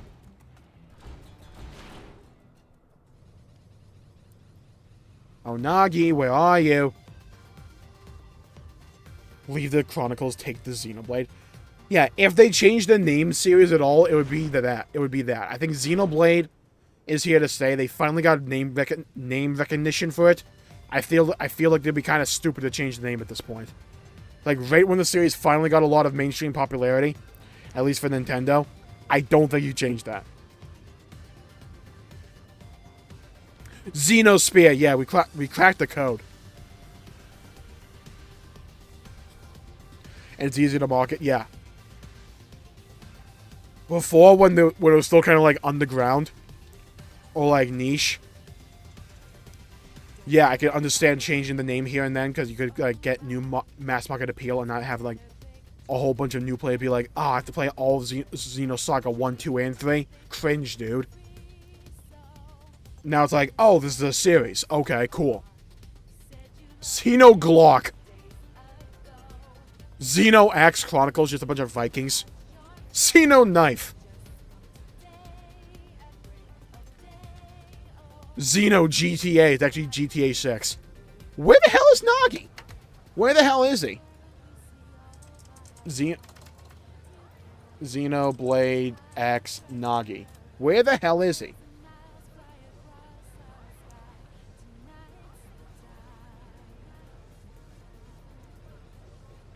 Location. Blade Tower New. I was just there, game. Xeno Fist. Oh my god, I'm so close to Blade level 7. Right, this is Blade Tower, right? Nagi, where you at?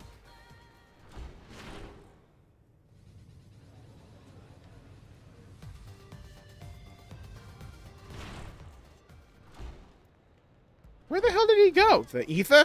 The Matrix? Oh, right. Can I not go in there at night? Or some shit? Hold on. I need to find a bench. I need a bench. I need to change the time of day. There you are.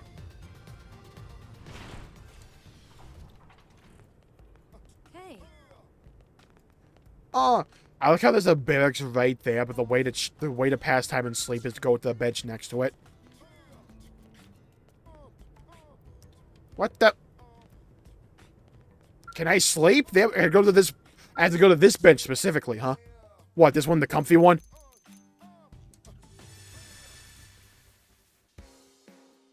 Xeno Doom. Yeah, where's my Doom Slayer, my Xenoblade? No, Xeno Fortnite. Come on, we need it. I need to see Rex hit the gritty.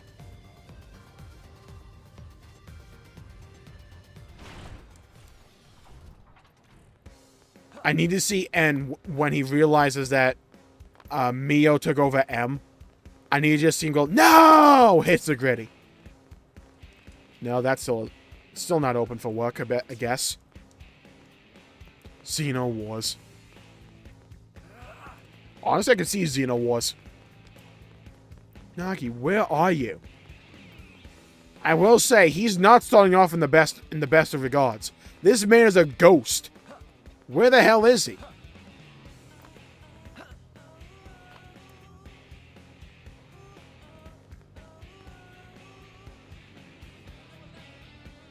Nagi can be found. He's all the way over here, apparently. I just looked at my map for the first time. Why is he over there? Dude, you're in the middle of literally nowhere. Go back to the actual Blade Tower. What you doing over here? Need my help? The daily grind of a Blade Operative? Ah, yeah. Screw your actual job. Who needs that? Shall we? Okay. What's his level? 33!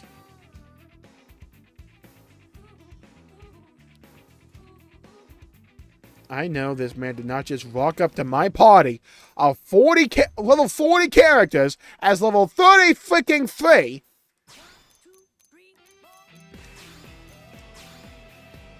What do you got?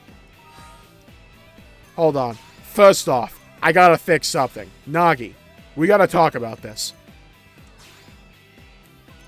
Oh, God. He's not even wearing gear. Ugh. Wait. Gain TP 7. Appendage Crusher. Appendage Damage 7. Hold on. Wait a minute. Hold on, Lim Cook. Hold on. Signature Glaive.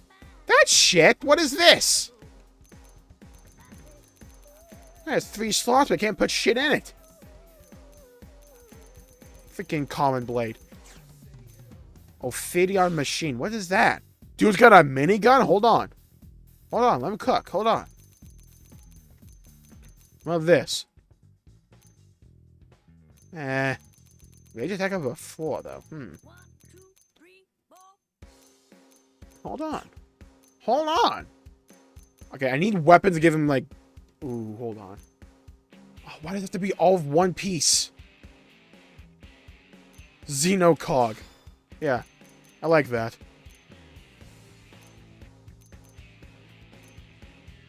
I guess we go with this. Oh my god, he looks stupid. Honestly, though, giving him XP so I can grind him up.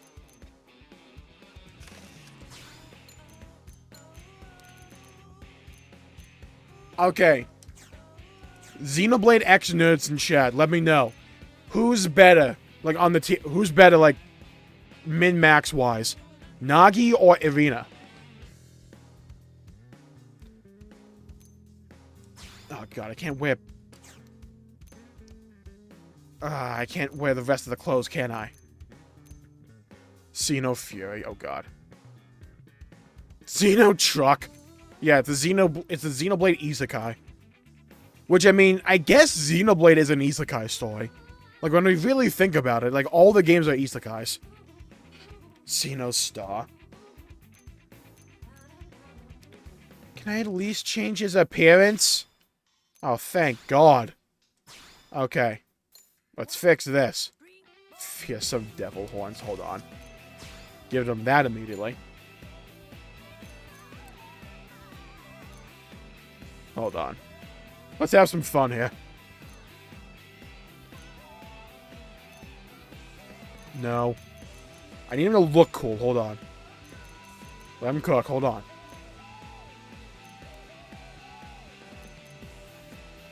You know what? You can wear my old shit.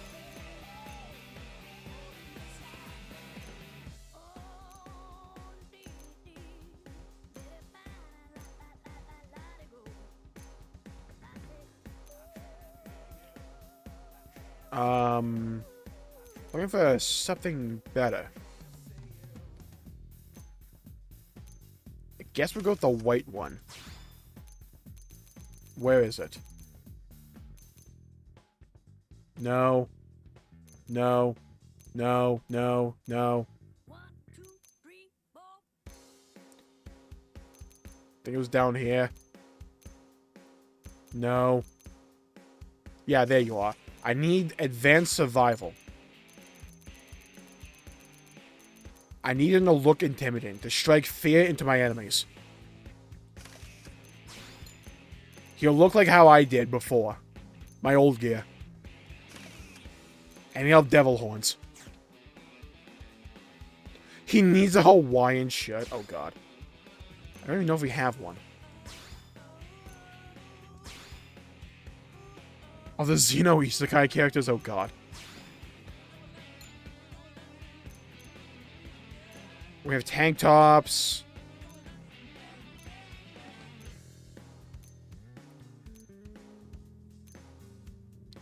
Yeah, I don't think we got one. School Blazer? Why is this in the game? Forerunner. Dark suit? What is this?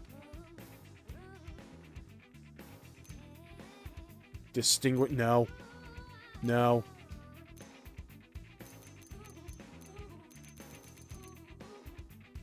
Hold on, this is funny. Let's go with that. That's funny. Okay, I can roll with that. I can roll with that. Okay, let's do a quick save.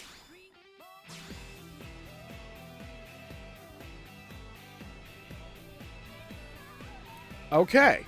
Now I'm almost at rank 7 for Blade. That's nice. Oh, God. Alright. Let's find out. Nagi, what do you got? Oh, God, doesn't have all the abilities yet. He's cringe already. Hold on, missile volley? Thermal damage and inflicts thermal res down. Hold on. Bullet storm? Flinch on humanoids. Tertiary cooldown bonus. Blossom dance.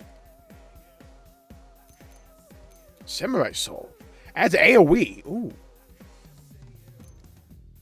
Thermal damage, boost damage, okay. Looks thermal damage, I'll tell you that right now. Boost melee accuracy.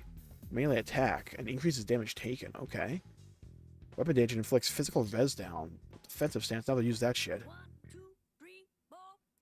When taunted, boost damage. Ooh. Enhanced stand. Oh, like JoJo! Chad Nagi is here to stay. Okay. We'll play with him for a little bit. Boosts auto attack damage and continually restores HP.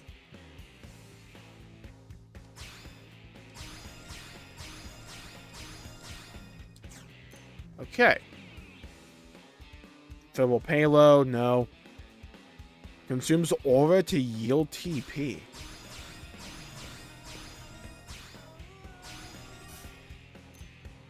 True Stream Edge. With morale boost TP.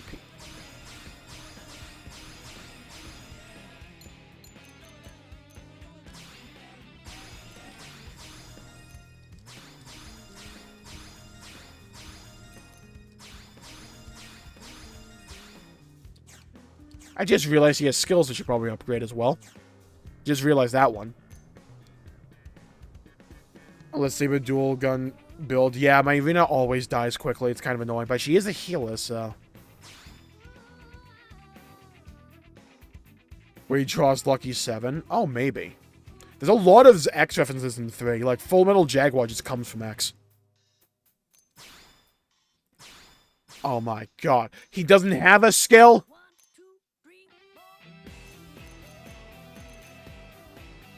Boost an entire party TP by 300 when activating Overdrive. Okay, hold on. 2 or more max HP. Okay. Using a... Oh, what? Double that and give it to another person? Recover by... Ooh. Ooh. Melee attack. Ooh, maximum HP. Okay. Evie is a wet tissue. Oh, god. About X, which is nice. Yeah, there's a lot of elements of X that they took into 3. Like, the way they approach world design feels far more similar to 3 than it did to 1 or 2. Just in terms of how they handle exploring the world and all that. He's here to stay. Okay. Well, I need to level him up then. Oh, God. Okay, you know what? Let's christen him in. Blade barracks. Let's go to the barracks.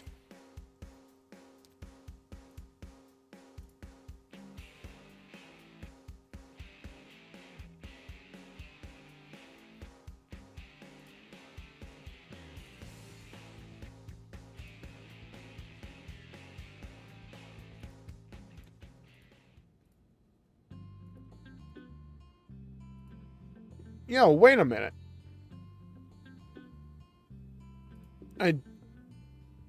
D-Beast, if you're still here, when was the concept art for the Xenoblade, for the new Monolith IP released? When was that? That looks sick. Okay. Check. Hanger.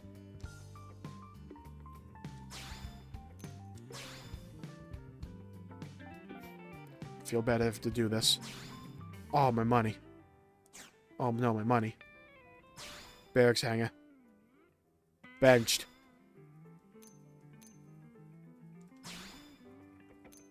Put you on Nagi. Should I put on Nagi? Fat crits, oh god. I don't think I should put it on Nagi. Elma or Lin?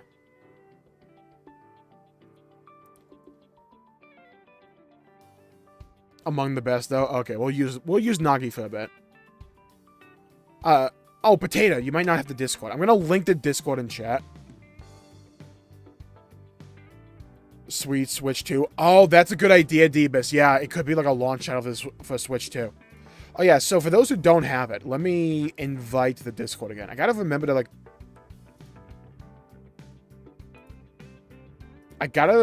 to just permanently start linking this in descriptions. I got the Discord right there. It's in the general chat. That new concept art, though. Oh, I'm liking that one with the... Oh my god, the one with the knight and the statue and the giant walls. The world looks so much like Primordia. Or at least like Xenoblade X. How fucking long have they been making this game?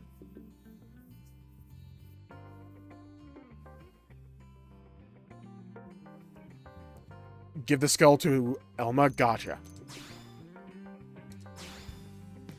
Thank you, Hugh. Thank you, everybody.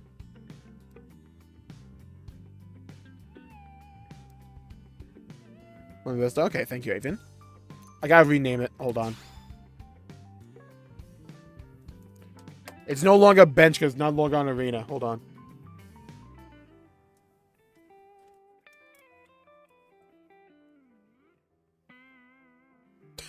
Okay, if I wanted to be devious, I would have like be first super chat gets to be the name of the name of the skill, but I won't be that mean.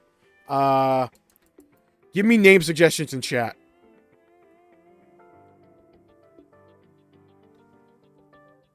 "2017 is a name for the... I gotta imagine it'll be announced soon, maybe. Oh, maybe that'll be like Monolith's like secondary release after 3 instead of having like having another X game.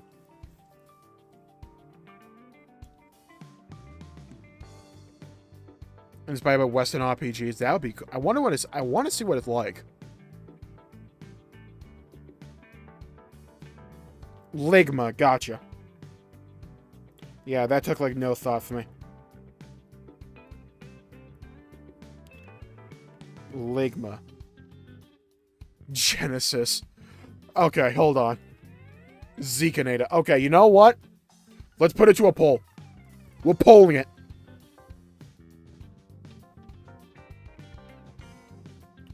We are going to poll this. Name that mech. Ligma. Oh, Tudas squeaks in.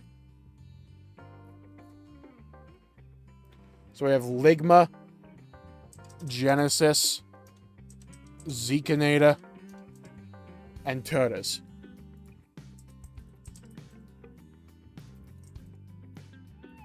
Okay, everybody. Pick the name for the mech. Ligma, Genesis, Zekinator, or Tudas. Damn it, well, let me accept invite. Okay, let me try something else then.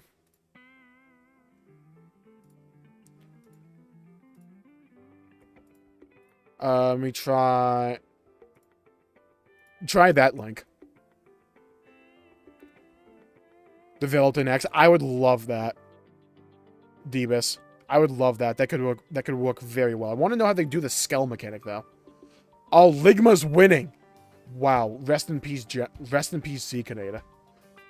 I'm not calling him Ligma Johnson.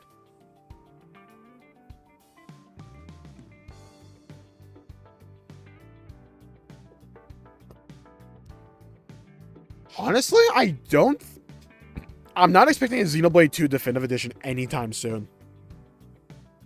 I think 1 got it because it was on the Wii of all things. So they wanted a modern port of it. And I feel like Future Connected was supposed to be like the Torn of the Golden Country for Xenoblade 1. Oh my god, Genesis took the lead. Genesis took the lead. Any others? Any others? The poll's about to close, people. The poll's about to close. Because there's a stream delay, I'll do a time in chat.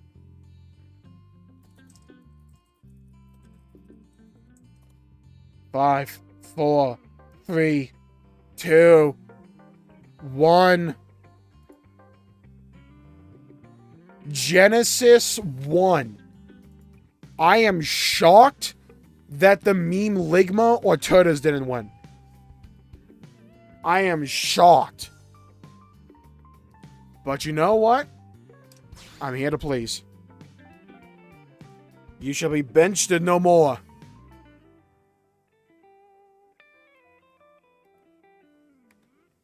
Genesis.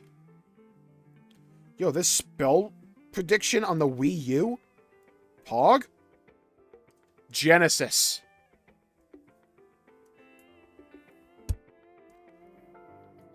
I am shocked. Yeah, I am too.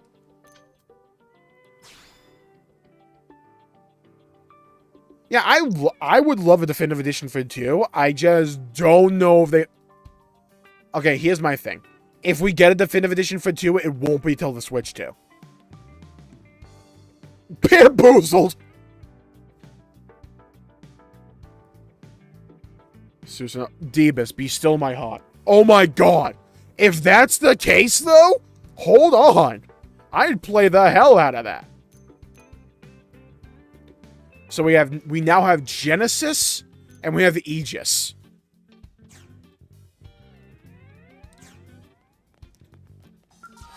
Okay. Monolith does love 2 a lot. It also sold a lot, so they could. But I don't think they would do it until the Switch 2.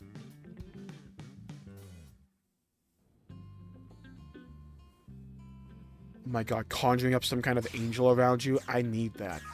God, I need that. There, I said it. Oh, be still my heart. That's cool. Personally, it's my favorite. It takes a lot of getting used to, though. Bam, bam. 2 has a lot of love for it. Yeah, I'm like half of that. 2 is my second favorite game of all time. Father than son. Ooh, poor Avina.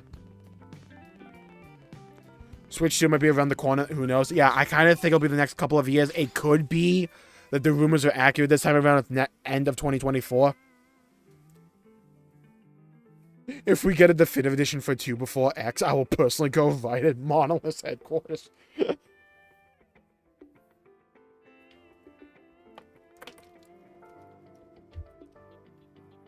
I could see a definitive edition for 2, but not for years. I don't think it'd be around the corner. I think they would probably do definitive edition for X first.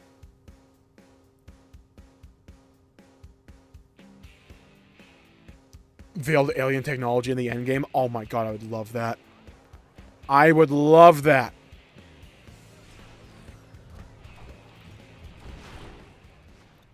Okay, now the question becomes... Did that character hangout?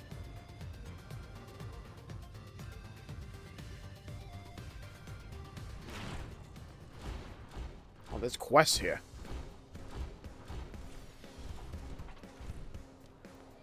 Definitive Edition Elma before 2. Oh my god, actually down bad. Just the one character.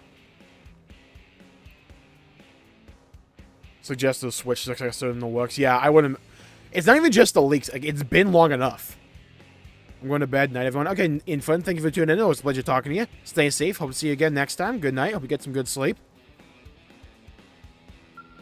I'd be so excited. Yeah, I'd be excited too. I would play that game in a heartbeat. Even ask for you by name.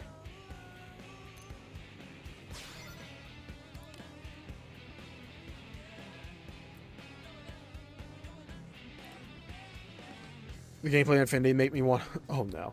Yeah, I get that. Like I said before, a Xenoblade 2 is just... like, every compartment or every component of Xenoblade 2 is composed of inherently polarizing features. Where you either love or hate any specific mechanic, and it can sour your overall experience depending on what you look for in a game. Personally, Xenoblade 2 just happened to tick all the boxes for me. Can be annoying as hell. Yeah, that's the stuff I would love to see called in the Definitive Edition. Make field skills not dependent upon who's in your party, just what you've unlocked overall. Reduce the affinity grind by a lot.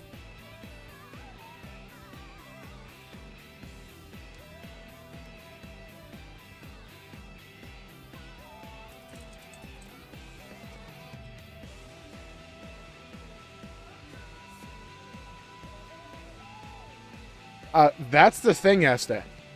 The Switch has been out for longer than 6 years. It's over 7 now. We're due for a new console. Actually, no, what am I talking about? I can't fucking add. No, I can't subtract. It's 6, yeah. What am I thinking? Look, it's late. My math skills aren't up to par. Like, let's just ignore that, move on from it. But yeah, like, next couple of years, especially if it's at the end of 2024, that'd be like over 7. I can see a new console coming out in the next couple of years. I don't even think they're hard problems to solve. No, they're not. It's literally just make it so field skills are dependent upon who you have overall, not who's in your party. Automate the Merc mission so I don't have to like keep doing Ursula's every 7 minutes.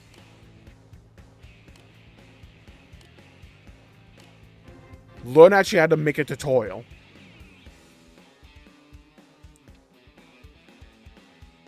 Alright, good night, Avian. Thank you for tuning in. Always a pleasure seeing you around. Stay safe. Hope to see you again next time.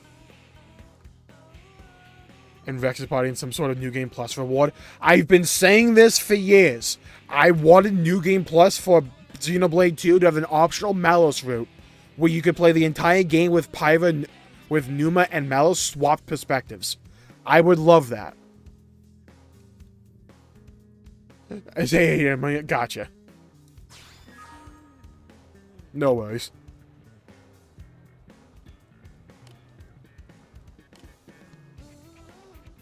Oh my god, my phone's on 2%.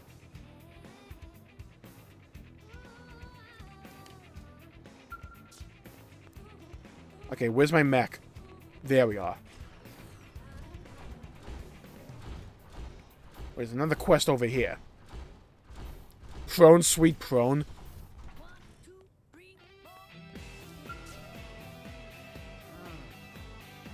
We need this. Mal's alternate universe stuff, by the way, gotcha. Swinging at you and Malos? No, here's the better scene. Malos and Rex in like chapter 1, and then Malos saying, "Now touch the crystal upon my chest." That scene would get memed to high heaven. I'm just saying. Imagine the memes that would come out of that route. For more information. Mine's on 5. I like how we all collectively just have low charges on our phone.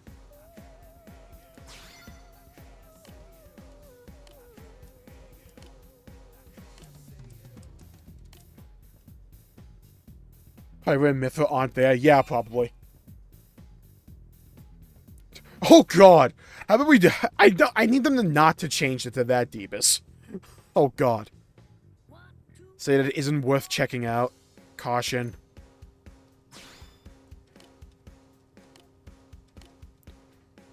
I imagine like the relationship between Rex and Blade would just be more like friendship instead of like romantic like it became with Numa. Deebus, I like your thinking. Oh god.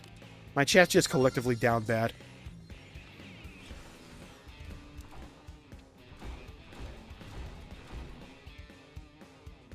Oh, Manhunt. I need to do that one. Oh, whoa. Oh, whoa. Whoa, whoa.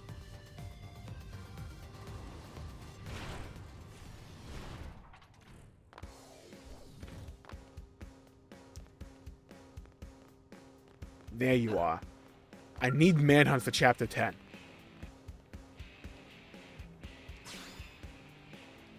Manhunt.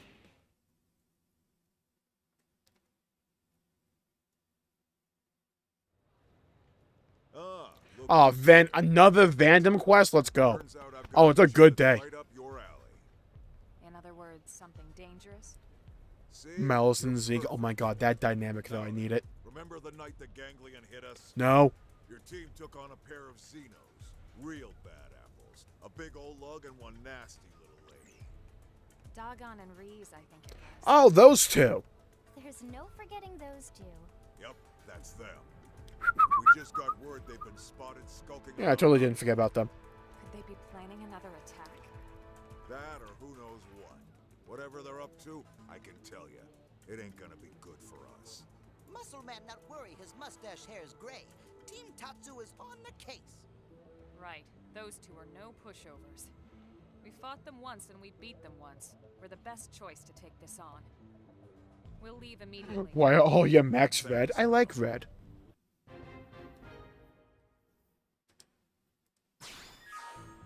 Manhunt, let's go. First Tyrant fight? Oh god.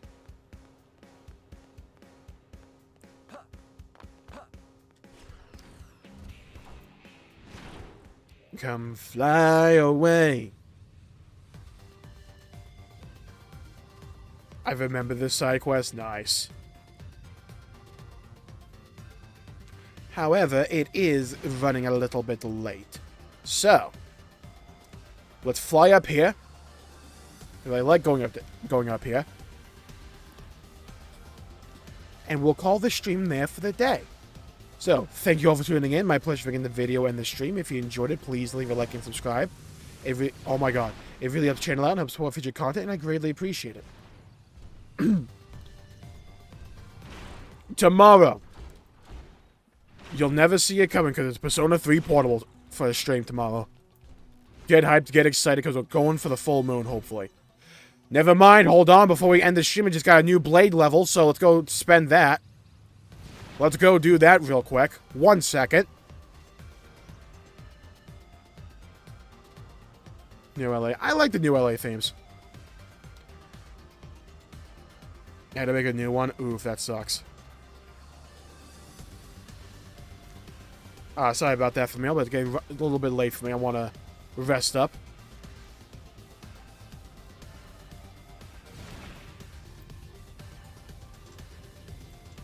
Okay, where is she? Where is she?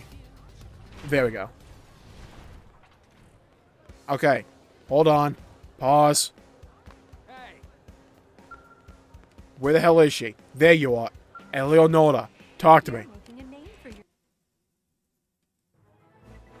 Oh my god, I thought my Wii U crashed there. Because everything just paused. Oh, my life flashed before my eyes there. Oh no. Which day? Making me mechanical. Aww.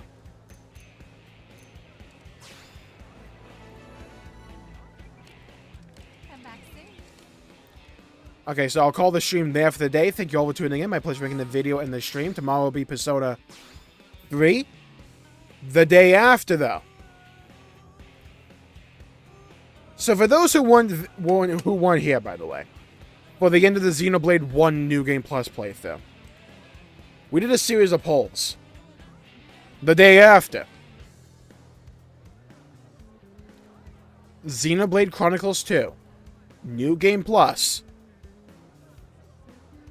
Japanese dub. I have never experienced the Japanese version. Let's go in, let's have some fun.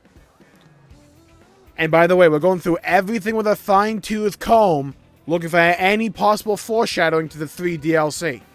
We're fighting everything. So thank you all for tuning in. Hope you all enjoyed the video and the stream. If you enjoyed it, please leave a like and subscribe to the channel. Help support future content. I greatly appreciate it. Stay safe. Hope to see you all again next time. And as always, I'll see you all next time.